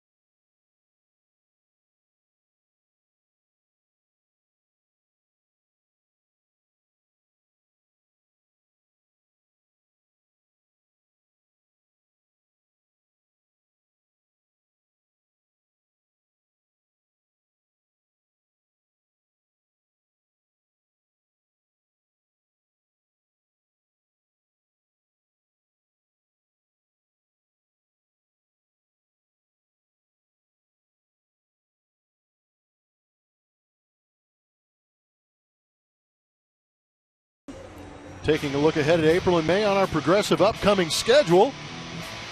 We are done here early on in Seattle. We will head to a much warmer place down there in Oakland, which I'm sure Julia is going to be excited about. Maybe take one of those jackets off as we spend the weekend in Oakland and head on down south into San Diego, where I'm sure the weather is going to be quite nice. Have a chance to enjoy it down there. See that new San Diego Padre team before everybody gets on a plane and heads back to Houston, Texas. Everybody except me. Okay. I'm going to stay right there in San Diego and absorb the Rays, and not the Tampa Bay Rays. We'll have Corey and the girls down there and just having go back to my real job. A summer excursion for you guys. We're in the bottom of the 6th inning, 3-1 Seattle. Shift on for the right-hand hitting Nelson Cruz. A ball and a strike. Cruz singled in a run, his 17th ribby back in the first inning, and has grounded out. So 1 for 2 on his night.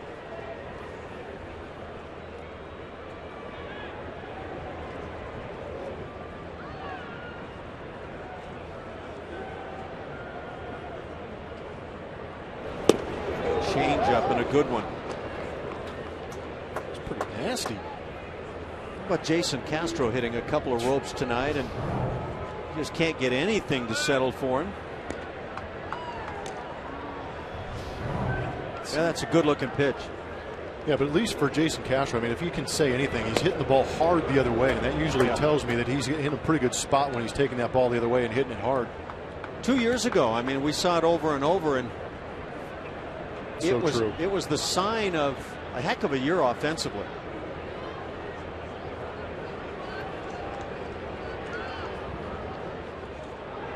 Where's Julia gone? There's a rope to the seats. She's not where that thing ended up. Good grief. Watch your lips there.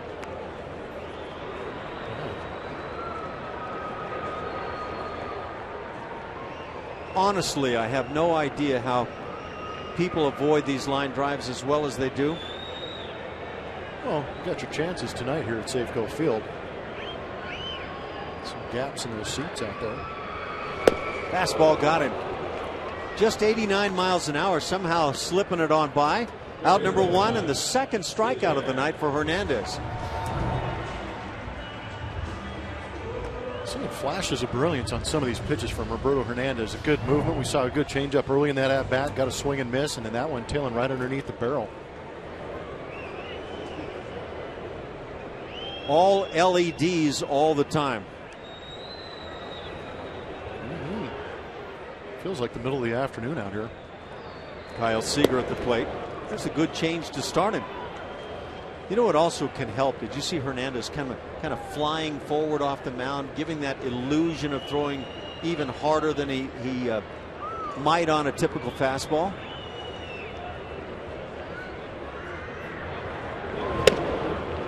Seager 0 for 2 has grounded out to Altuve twice.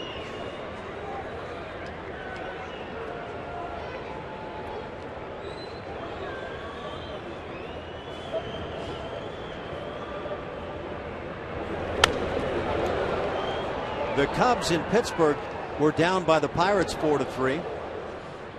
Those Cubs are suddenly very intriguing, I think, to a lot of people. Oh, they're the team to watch with their prospects.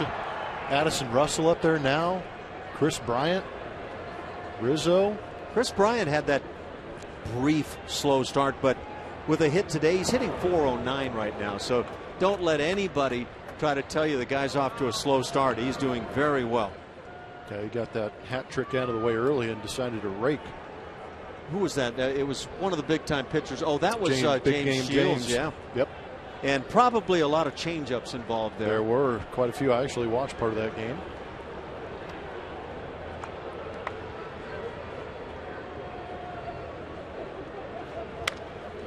Reaching out, hitting a fly ball to left field. Rasmus comes on and makes the easy play. 2 outs in the 6th. That's a big hat. It's funny. It's a big desire to come out in this chilly weather, as Julia has told us, and watch the Astros play.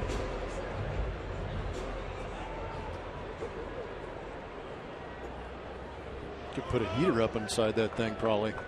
Or maybe. Or a bird.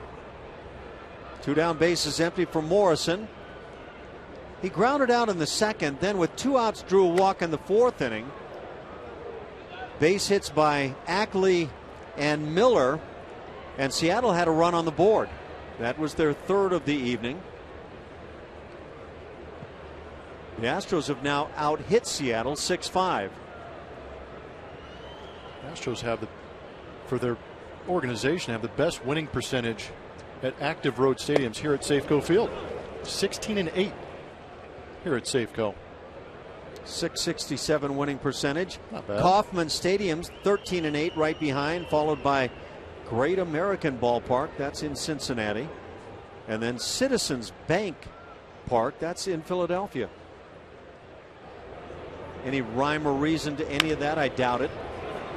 There's a hopper to shortstop. Valbuena with the play, and that'll do it. A 1-2-3 inning in the 6th for Seattle. Hernandez has thrown well, but he's trailing 3-1.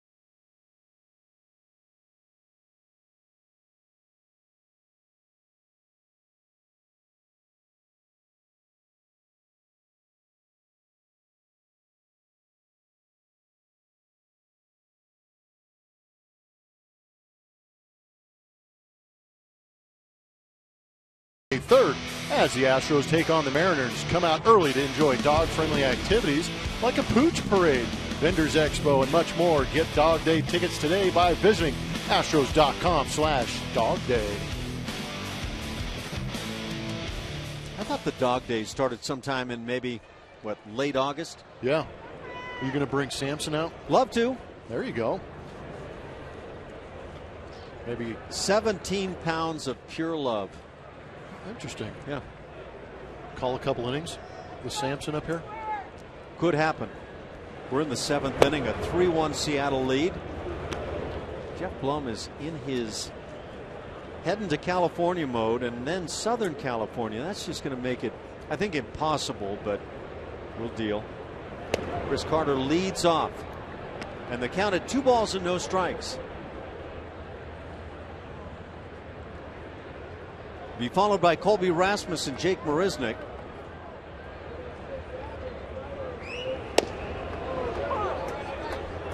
But really, are you going to try to catch a little surfing down there? No, not during that series, no. I don't want to risk injury and leave you guys up here all alone. Not exactly the best with doing that. With a phone call, I bet you could get Brad Ausmus to come in. He's all the way in Detroit, though. He's got his own plane these days, doesn't he? He does. He probably does. He is that good. Jay Happ has been that good tonight. Yeah, he's been cruising. Carter slams one to center field deep. Jackson going back. He's watching. See you later. Right there, Chris Carter finally gets on the board, his first home run of the year, and the Astros trail by just 1. Right on the 1-year anniversary of his first home run last year. How incredible is that? This man can rake Safeco Field, and look at him bursting with joy. So is the dugout. I love it. He's getting the silent treatment right here. Good work by the guys in the truck. It was April 22nd last year when Carter hit his first home run of the year. Guys are ecstatic. Yeah. Well, they're pretty much reacting the same way Chris Carter does. Just even killed, just another day, another bomb. You know Carter knows what's going on, but I wonder how he's actually feeling right now. Is he going to burst out in a smile? There we go. There it is. Hey! Yeah. Oh, I love it. It's love your teammate time right there. Colby Rasmus rams one into right field. Still nobody out. Home run Carter, base hit Rasmus, and here come the Stros. It would be great to see if Chris Carter could extend that success he had late in the season throughout the course of an entire season. See what kind of numbers he could put up. He is so unbelievably strong. I mean, that's not an electric swing. That is just overpowering a baseball and shoving that thing out of center field. Well, your point is, without a great start, he hit 37 bombs a year ago. Yeah, what if he got off to a great start? Would he be a 45 home run guy? Coming out to the mound, Rick Waits, pitching coach for the M's. Jake Marisnick will stand in when they get done with this conference at the Hill. Again, why is Jay Happ throwing strikes? He hasn't had a need to throughout much of the night. Man, that's just middling down right in that happy spot. So again, home run number 1 on the year for Chris Carter, and then maybe more surprising, it's game number 15. This is just the 2nd RBI for Carter as Seattle gets the pen loose. Yoervis Medina is starting to loosen up. Yeah, it's interesting with the season starting earlier last year. He actually, and this year starting later, it's actually 4 games sooner than he hit that home run last year. It just don't happen to be on the same date. Does that make any sense? Yes, it does. And you're saying very eloquently that he's off to a faster start than he did a year ago. Unbelievable, isn't it? Just bursting out of the gates is Chris Carter. 3-2, Seattle on top. Ground ball, second base. Cano will start what they hope is a double play, and they get it. It goes Cano to Miller on to Morrison, and just like that, 2 down, the base is empty. And back to the top of the order. So Marisnick now 0 for 3 on the night. Good turn at a good time. Defense picking up J-Hap. Cano laid back, but you know all the while he was sizing up the time element that he had on the play. That was, to be honest, with Jake Marisnick at the plate, I thought he'd be a little more urgent in the turn, but obviously he knows what he's doing. Fly ball right center field. Moving over to make the play is Cruz, and that'll do it. Chris Carter gets the Astros on the board for a second run as he pounds home run number 1 on the year.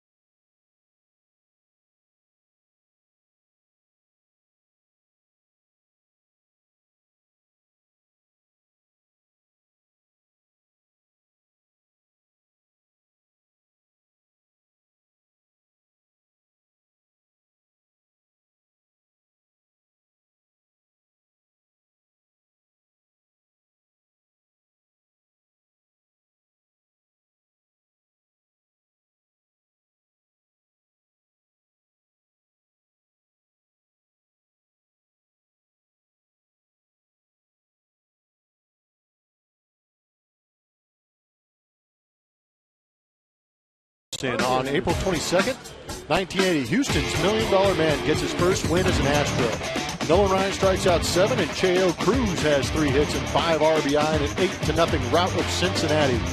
Nolan signed baseball's first $1 million per year contract in the offseason, quadrupling his salary with the Angels. Terry Poole scoring. Jose Cruz, terrific hitter. He could yank it to right or shoot it to left with the best of them. Altuve makes the play on the ground ball hit by Dustin Ackley and quickly 1 out here in the 7th inning. Some of the salary milestones. Babe Ruth. Wow. That's big money. That was a lot of hot dogs and beer for that man. 50 GUR at that time. I wonder what that would compare to today. Nolan Ryan again, the first guy to $1 million. I couldn't have told you Hank Greenberg was the first to 100,000. Albert Bell to 10 mil. Manny Ramirez. Roger Clemens, the first to 5 million, huh? Did you see the number on the bottom of that graphic? No.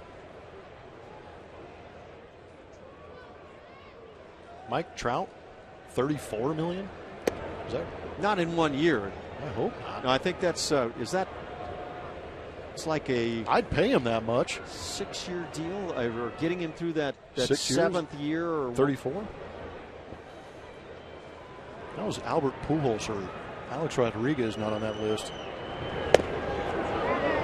First to 25 million. 200 million on a career contract.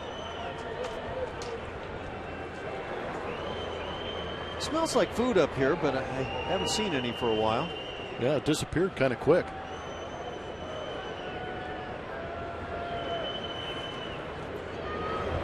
Brad Miller hits it on the ground.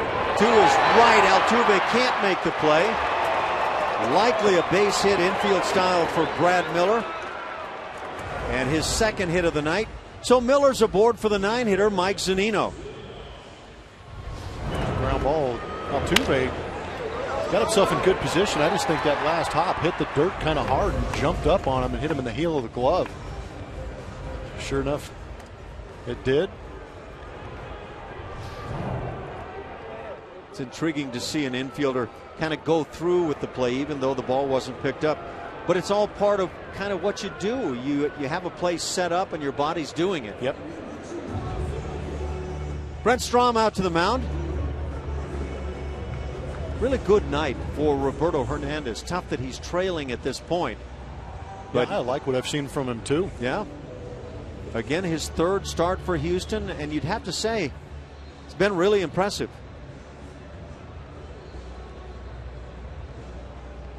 Joe Thatcher, the left-hander, is getting it loose for the Astros.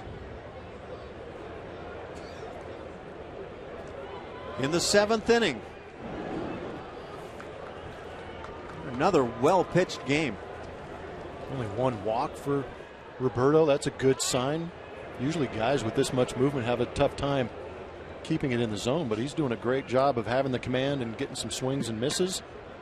A lot of ground balls. 96th pitch of the night for Hernandez. Mike Zunino launched one in the 3rd inning.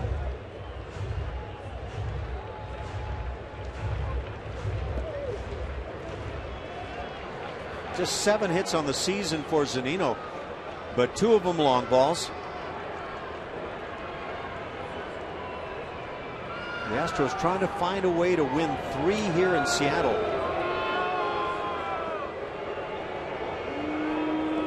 And again, we mentioned that the Astros have of recent times been having their way with the Mariners.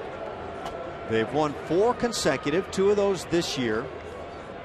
And they've won 6 of the last 7 meetings. Soft liner to shortstop. Lowry with the play. And they'll get the 6-3 double play. Zunino lines into it. And Hernandez benefits. He's gotten through 7, but trailing by a run, 3-2, as Zunino lines into that twin killing.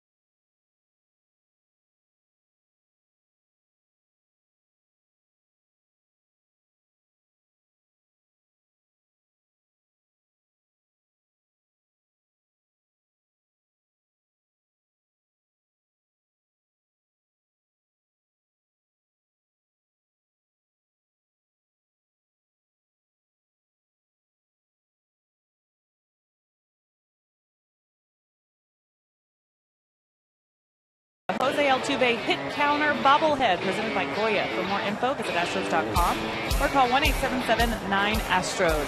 You've seen it today or all night long. Some lefties for the Astros in this lineup against lefty Happ. And AJ talked about this earlier, saying Happ is a different style left-hander of the true fastball, the big curveball, and lefties have handled him pretty well. And he's like what he's seen from some of these guys against lefties, putting Colby in there, Castro in there, and as you see, Valbuena. But things might change. Kazmir is who they're facing on Friday. We'll probably see Hank Conquer that day, guys. Yeah, it's a really good point because Happ isn't the classic left-hander that gives left-hand hitters a tough time. Valbuena trying to prove that point right here in the 8th inning. This is where it happened last night, Blummer. Sure is. Get it going again. You got the right guy at the plate. And a bunt, first base side, to his knees, Happ with the play. Pretty fancy. The only guy who may not have liked that play is the clubhouse guy for the M's. Lecture cleaning, but a good play nonetheless by Jay Happ. Just kind of smothered it. You see if that ball gets by him, Cano has no chance. If you're going to try to drag a bunt as a left-hand hitter, you've got to make sure and get it by the mound. And now that's going to do it for the left-hander Jay Happ. As he gets the left-handed bat, Yoervis Medina has been summoned.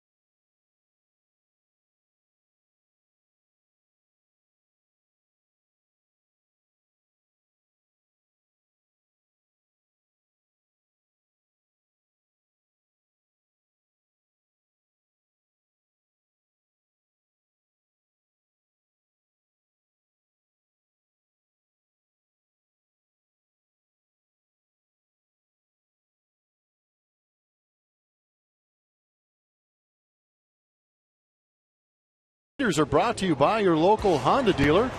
The Astros and Mariners bullpens this series. See the number of pitchers used, but check out that ERA, Ash. Is there a little bit of a difference there between the two teams? Yeah, I guess that's why the Astros are 2-0. Yeah. Or you can look from the Seattle perspective why they have lost the first two games, and the Astros hope the trend continues. I was going to say, it might be why they're chomping at the bit right now to come back in this ball game right here. Back-to-back come from behind wins against that bullpen. Funky Yoervis Medina comes to the hill. Not my Ervis, your Ervis. And we'll debate that later. We could. We got plenty of time on the flight. 8th outing of the year for Medina.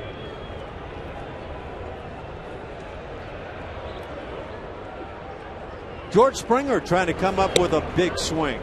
14,756 on hand. Hardy folks. It has been chilly this evening. Colder than the numbers say, though, I would say. I agree, yeah. A little wind chill going on here at Safeco. I'd like to see Springer get a hold of one right here and tie this thing up. Well, the silent treatment went on in the dugout for Carter as he had hit his first bomb of the year. And really, George Springer is probably just as deserving right about now. I'm sure he would be pretty happy to have the silent treatment. All you got to do is hit a bomb to get it. 3-0 the count. Of course, it's not a bad thing if the Astros could get this speed aboard. Green light him right here, Ash. I think AJ will green light him right here. It could be a good time too. Let the youngster take a pass at it. Takes ball 4 instead. And now that speed aboard with Evan Gattis coming to the plate. This is not what Lloyd McClendon wanted to see from his bullpen right out of the chute. Let's bring in the pen and walk the first man. It's just murder. Of course, as a manager, you've got to keep that exterior that says, no problem. Keep the faith. But internally, he is not happy. Lou Piniella was pretty good at that front. Don't even get me started. Oh, my goodness. Crying out loud, son. Apparently, we're going to have a conversation later. Breaking ball with the runner going is fouled back. So not just the notion of Springer running. Is it possible there was a hit and run on there, or is that just the confluence of a couple of ideas? Looks like he was trying to shoot the ball that way and hit behind George Springer, but I think George has got enough speed to go ahead and take that bag on his own. You bet. Of course, And I think you talked about it one of the last couple of nights. Sometimes putting on the hit and run for a hitter who's struggling can be one of the best things for that guy. One stays high as Springer does not go.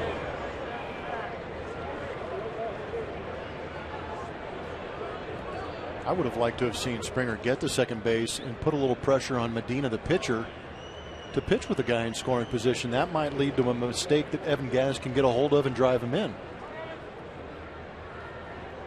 Medina has had only one official stolen base attempt on him this year, and that man was caught. There goes Springer, pitch hammered to right.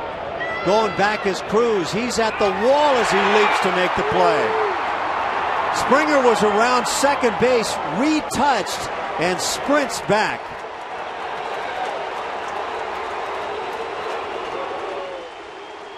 That is heads up by George Springer, and a very nice play by a guy not known for the leather.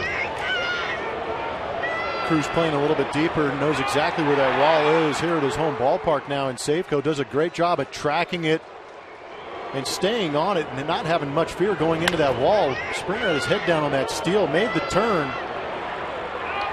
and his speed allows him to get back. But how about Evan Gattis? If there's anybody in this stadium right now that dislikes the game of baseball, it is Evan Gattis.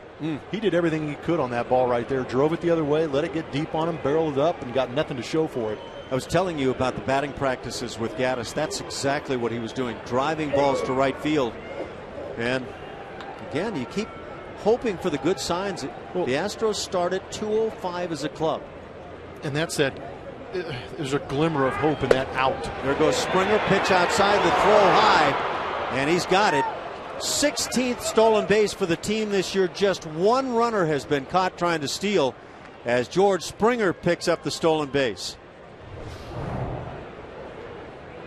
4 for Springer. This is a club that could steal a load of bases. You factor in Jake Marisnick, Rasmus to go along with Altuve and Springer. Jonathan VR. Yeah. Depending if he can get on base. Offering on the high heater is Lowry. Now turning around and batting left-handed. He's 3 for 3 on the night, all from the right side.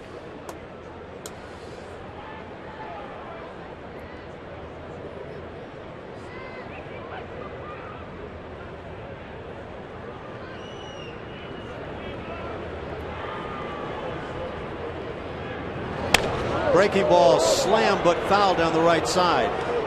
Well, that's getting the head on it. Man, he just got too quick right there. It's a good pitch to hit. Did you see this note on Twitter of the first 100 million guy being Kevin Brown? Yeah, he signed that first $100 million contract.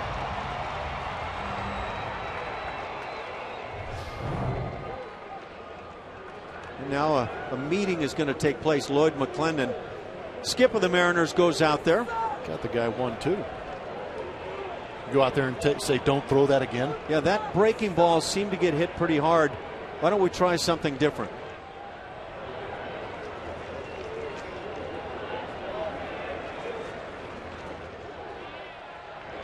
If you started baseball today, would you have managers and coaches going out on the field?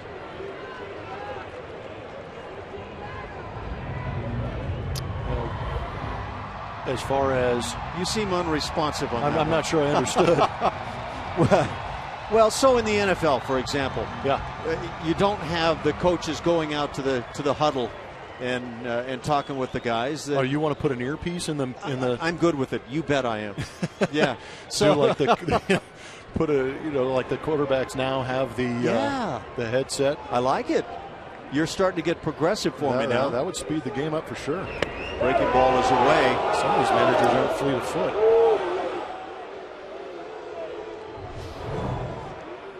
We've seen some pitches called strikes tonight that were kind of in that zone. Maybe the other side of the plate. It's been expansive. Yeah, I would probably keep the old guys off the field.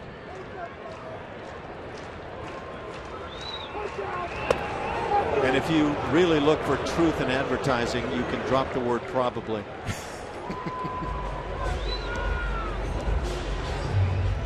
Yeah, and then the question comes, would managers wear uniforms or dress in their, well, like we are? They should be so lucky to dress as good as we are. Bathing suits and tank tops. Yeah. Hey, business up top. Yeah. At the beach on the bottom. 3-2 is in the dirt. And so reaching for a fourth time tonight is Jed Lowry. Quality at bat. Runners at first and second now for Jason Castro. Jed, for me in this series, has probably had some of the best at bats we've seen. Doing a good job of fouling pitches off, but right here, doing a good job of forcing the issue and getting on base again. Jason Castro's been swinging the bat well. Nothing to show for it. Yep. But a couple of lasers out there, so hopefully this is a good spot for him to be in. We're going to bring Julia on. She's got some good karma going. Thanks, Ash. Well, Hinge talking about his team and batting with runners in scoring position today, saying they need to improve right here. Players' reaction is to try harder, do more, widen the strike zone, but it should be the opposite. And he's had chats with certain guys, just really trying to focus in this situation right here as we're looking. Yeah, that's really intriguing. Do you want your guys really bearing down and trying, or do you want them to be loose and kind of let it happen? I think it may not be bearing down, but focusing a little bit more, maybe picking a pitch, or you got to recognize the situation, because there are guys on this team that are expected to drive in runs. It is that blend. I mean, you've got to have the serious focus, but you've got to do it in that kind of, I don't know. Yeah, because I know what you're saying is that you can focus too much, or it's the paralysis by analysis, trying to focus too much on the situation. It may lock your swing up a little bit instead of having that free and easy reaction to pitches you can drive. 2-0 the count on Castro. And now 3-0 Medina. Not getting along with the strike zone. Now do you send a green light to Castro? Tying run at second. Not sure. If Medina was throwing some pitches close to the zone, you may, but got a veteran guy up there in Castro, you may give him the swing away. Of course, it's also Chris Carter waiting on deck and actually heading toward the plate now. Now Medina is not throwing strikes. Simple to say, 14 balls in 18 pitches right now since coming on from that bullpen.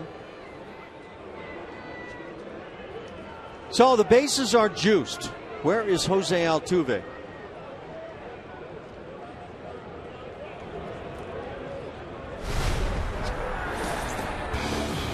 TXU Energy Power Player of the Game. Of course it's Chris Carter. We're in Safeco Field. Who else would it be? Driving that ball out to center field, getting things going. Earned himself some silent treatment and a much needed love, I'm sure, for the big man who's up in a big spot. Offers on the first pitch and fouls it. He got the fastball he was looking for. He did. I'm glad to see he was ready for it too. Sometimes you see that guy get a 4-pitch walk, you go up there a little passive, but he was ready to swing. 3 walks, a stolen base, and no runs on the board here in the inning. Carter 2 for 3 and now an 0-2 count.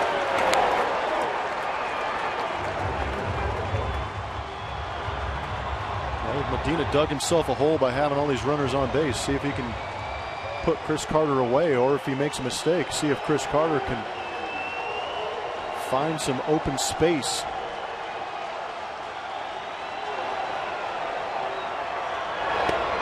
Half swing, he goes through.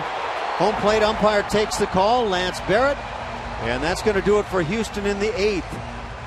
3 walks, they're all stranded. It's still 3-2 Seattle.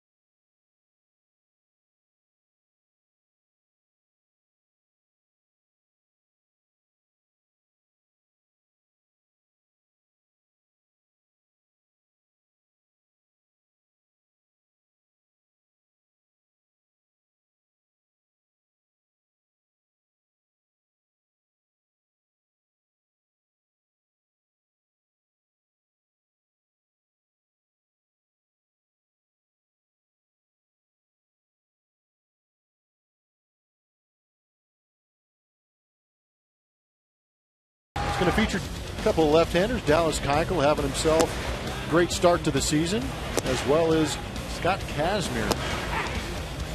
Saw him last time in Houston. See how these guys match up down there in Oakland. Should be a fun game to watch. Classic battle of left-handers. Oh, that'll be good.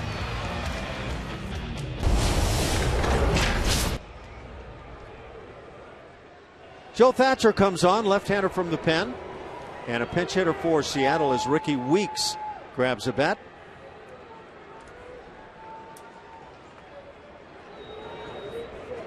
This is the one spot in the order for Seattle. Seth Smith was 0 for 3 on his night.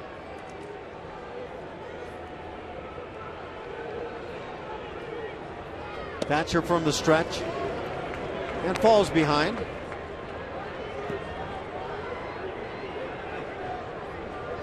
Well, it really has been a terrific start for this bullpen. Second best as a group in ERA in the American League. Half swing on that sweeper.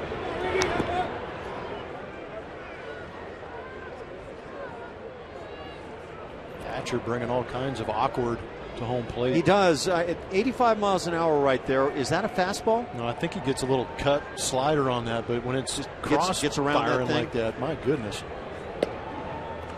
Well, we've seen that same delivery on a throw to first base.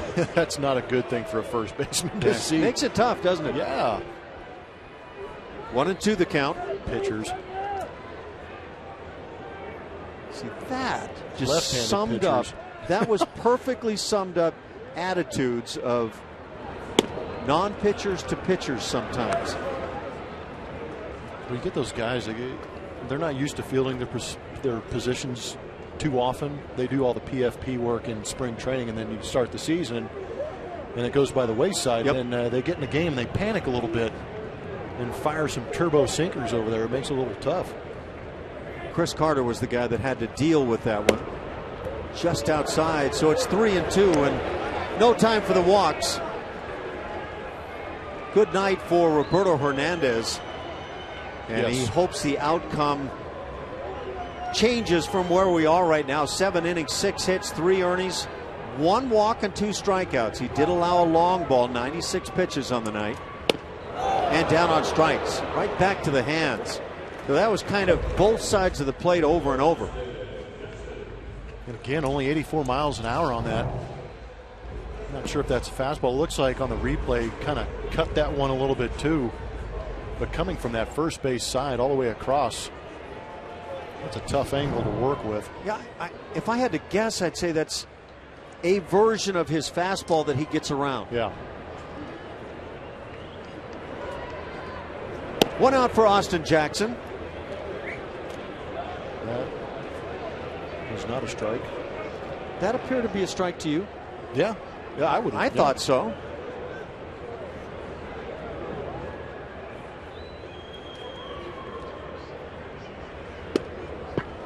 High strike, it's 1-1. So let's look at that first pitch. Oh, okay. No. It does get the strike zone. That's the old catcher sitting on one side and gets the pitch on the other. I know what you want to say. I got you red. I'll refrain.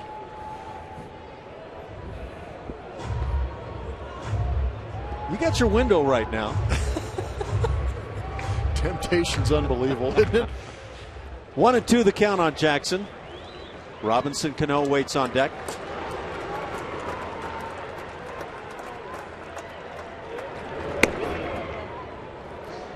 And the 2-2. Yeah, that particular pitch has been 84, 85 in the inning. And the closer's getting ready, Fernando Rodney.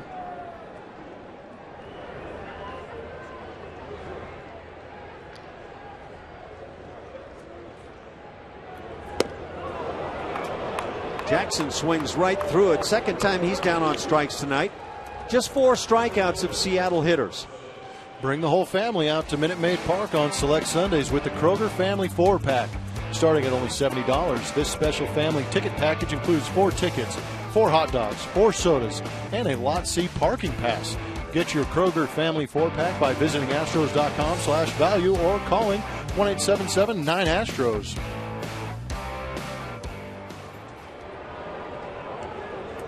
Cano bats with 2 outs, bases empty here in the 8th inning. Seattle up by a run.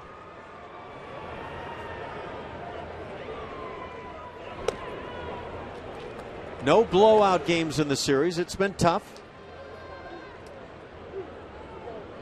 But I would imagine the Seattle players maybe have a perspective on the Astros right now that it's a new year. Certainly from a couple of years ago.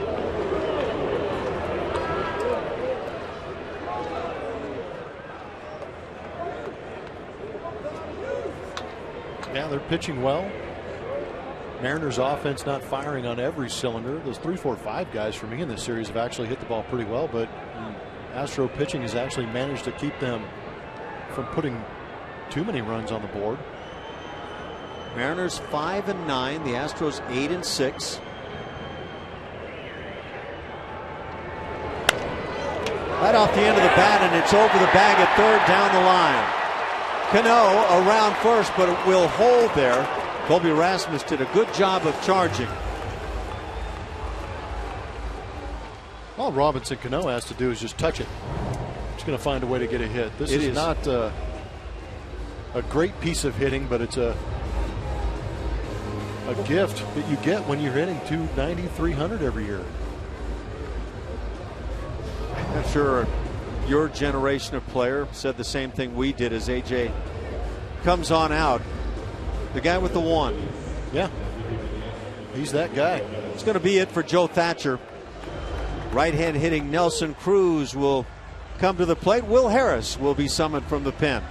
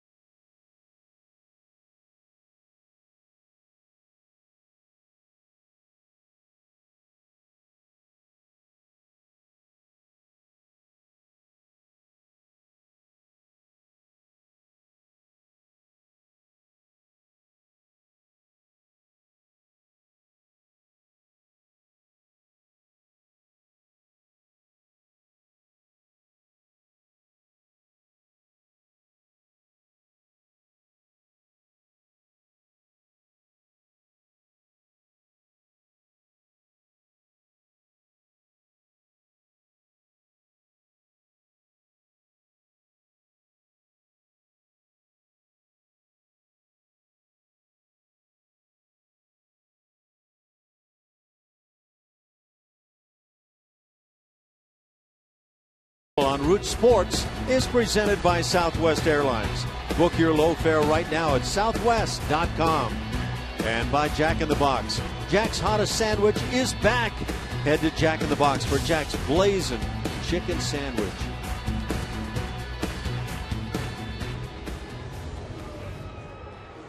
(3-2) Seattle. Astros about hit them 8-7. Robinson Cano is aboard with a 2-out single. And Nelson Cruz at the plate. Will Harris on the hill. In that inning and 2/3 that he pitched the other day, he had another inning where he struck out the side.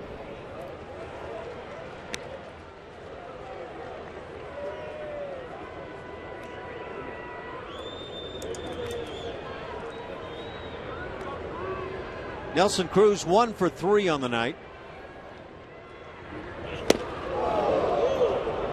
That base hit for Cano extends his hitting streak to 9 games.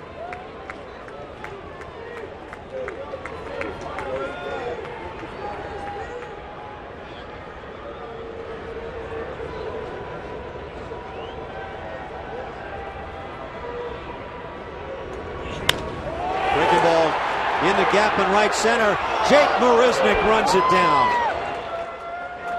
Heck of a play by Marisnick as he robs Cruz and the Mariners. No runs a hit, they leave a man. To the ninth we go, 3-2, Seattle on top.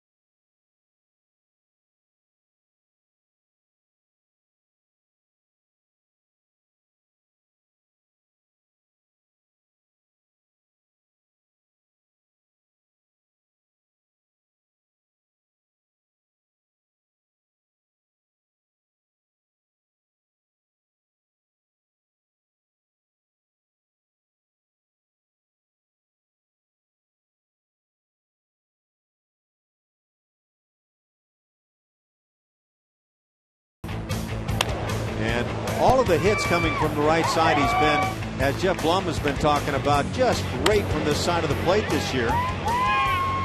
If you think going 8 for 13 is great, then that is definitely great. Doing a great job, having some quality at bats throughout this whole series, worked himself a lot. Been perfect on the evening. Light show has gone on for Fernando Rodney, who has made it to the hill and is now loosening. So if you have finished up those snacks you started this break with, Fernando Rodney will pick it up shortly. He will face the 8, 9, and 1 spots. Colby Rasmus, Jake Marisnick, and Jose Altuve due up here in the inning.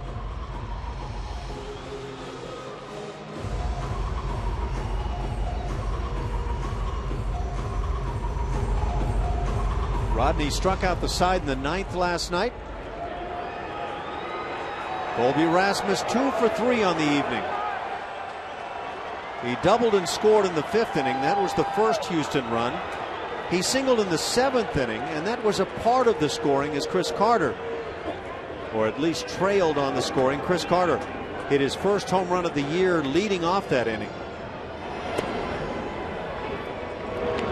So what is the mindset of Colby Rasmus, a guy who hits a lot of home runs? Is it to get on base or to launch one? Get a ball he can handle and rip it.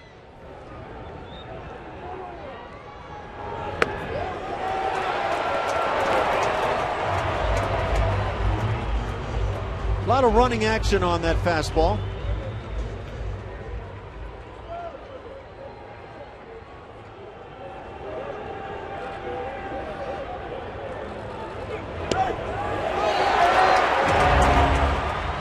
Well, that's the side of the plate that's been, as you say, expansive all night long.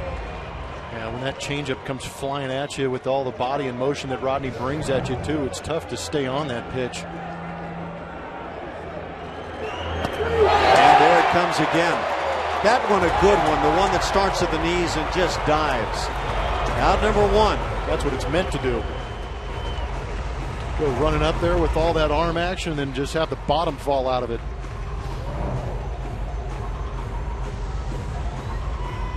Seven strikeouts for the Astros hitters tonight.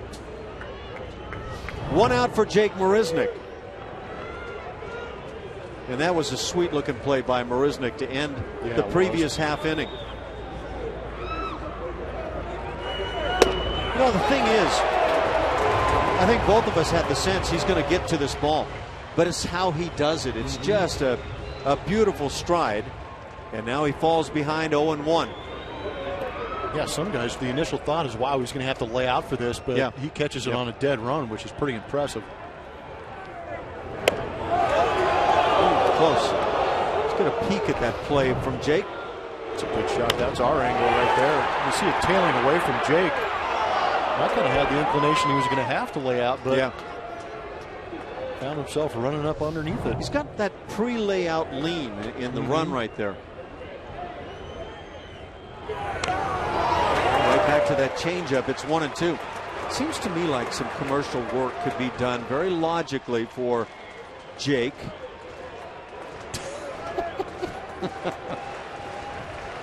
Any sense that something could work there? Yeah. 1-2 the count. Get him a pair of khakis. Yeah. And a telephone that works at 3 a.m. I still can't figure out.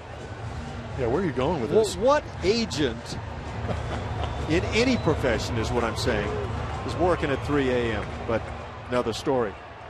Right here we got a ball game. 3-2 Seattle, 9th inning. 1 out.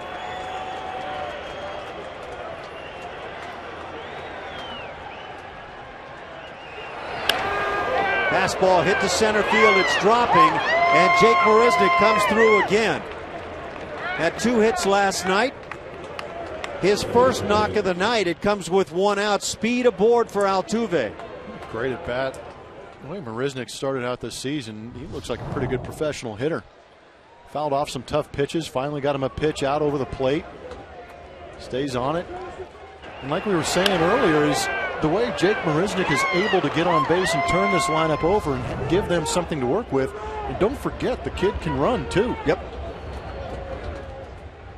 And we'll see if that factors in here in the 9th inning. Altuve, as the runner goes, hits a ground ball through the left side, and it plays big. Altuve, his second hit of the night. He's 2 for 5. And with Jake Marisnick on the move, the shortstop was covering, and Altuve takes complete advantage. It's pretty impressive, and I know that for a fact. I guarantee it that was a run and hit situation. That was up to Altuve if he chose to swing at that pitch. First move, Marisnick was on the move, and Altuve, in all of his wonder, finds that open hole. And Marisnick with the heads-up base running too, getting all the way to third base. So now I've got baseball. I've got a question for you. You've got the speed of Altuve aboard at first, Marisnick also at third. Are you inclined to have Altuve run here? Nope, not till you get to about 2 strikes. I'm leaving that hole open for Valbuena right here to maybe try and yank one through that open hole. Pitch is popped up, however. And this really puts a bit of a problem in the inning. That's 2 down now. It'll bring up George Springer. Yeah, that's a bit of a buzzkill right there on the first pitch to pop it up in the infield. As well as Valbuena has been swinging the bat. Went after a changeup that I think he's regretting now. With 1 out and the speed at the corners, it felt like an ideal inning for the Astros. And now 2 outs changes things. Now how do you play it with Altuve? You got the tying run 90 feet away and a pretty good hitter, or what you feel is a pretty good hitter at home plate.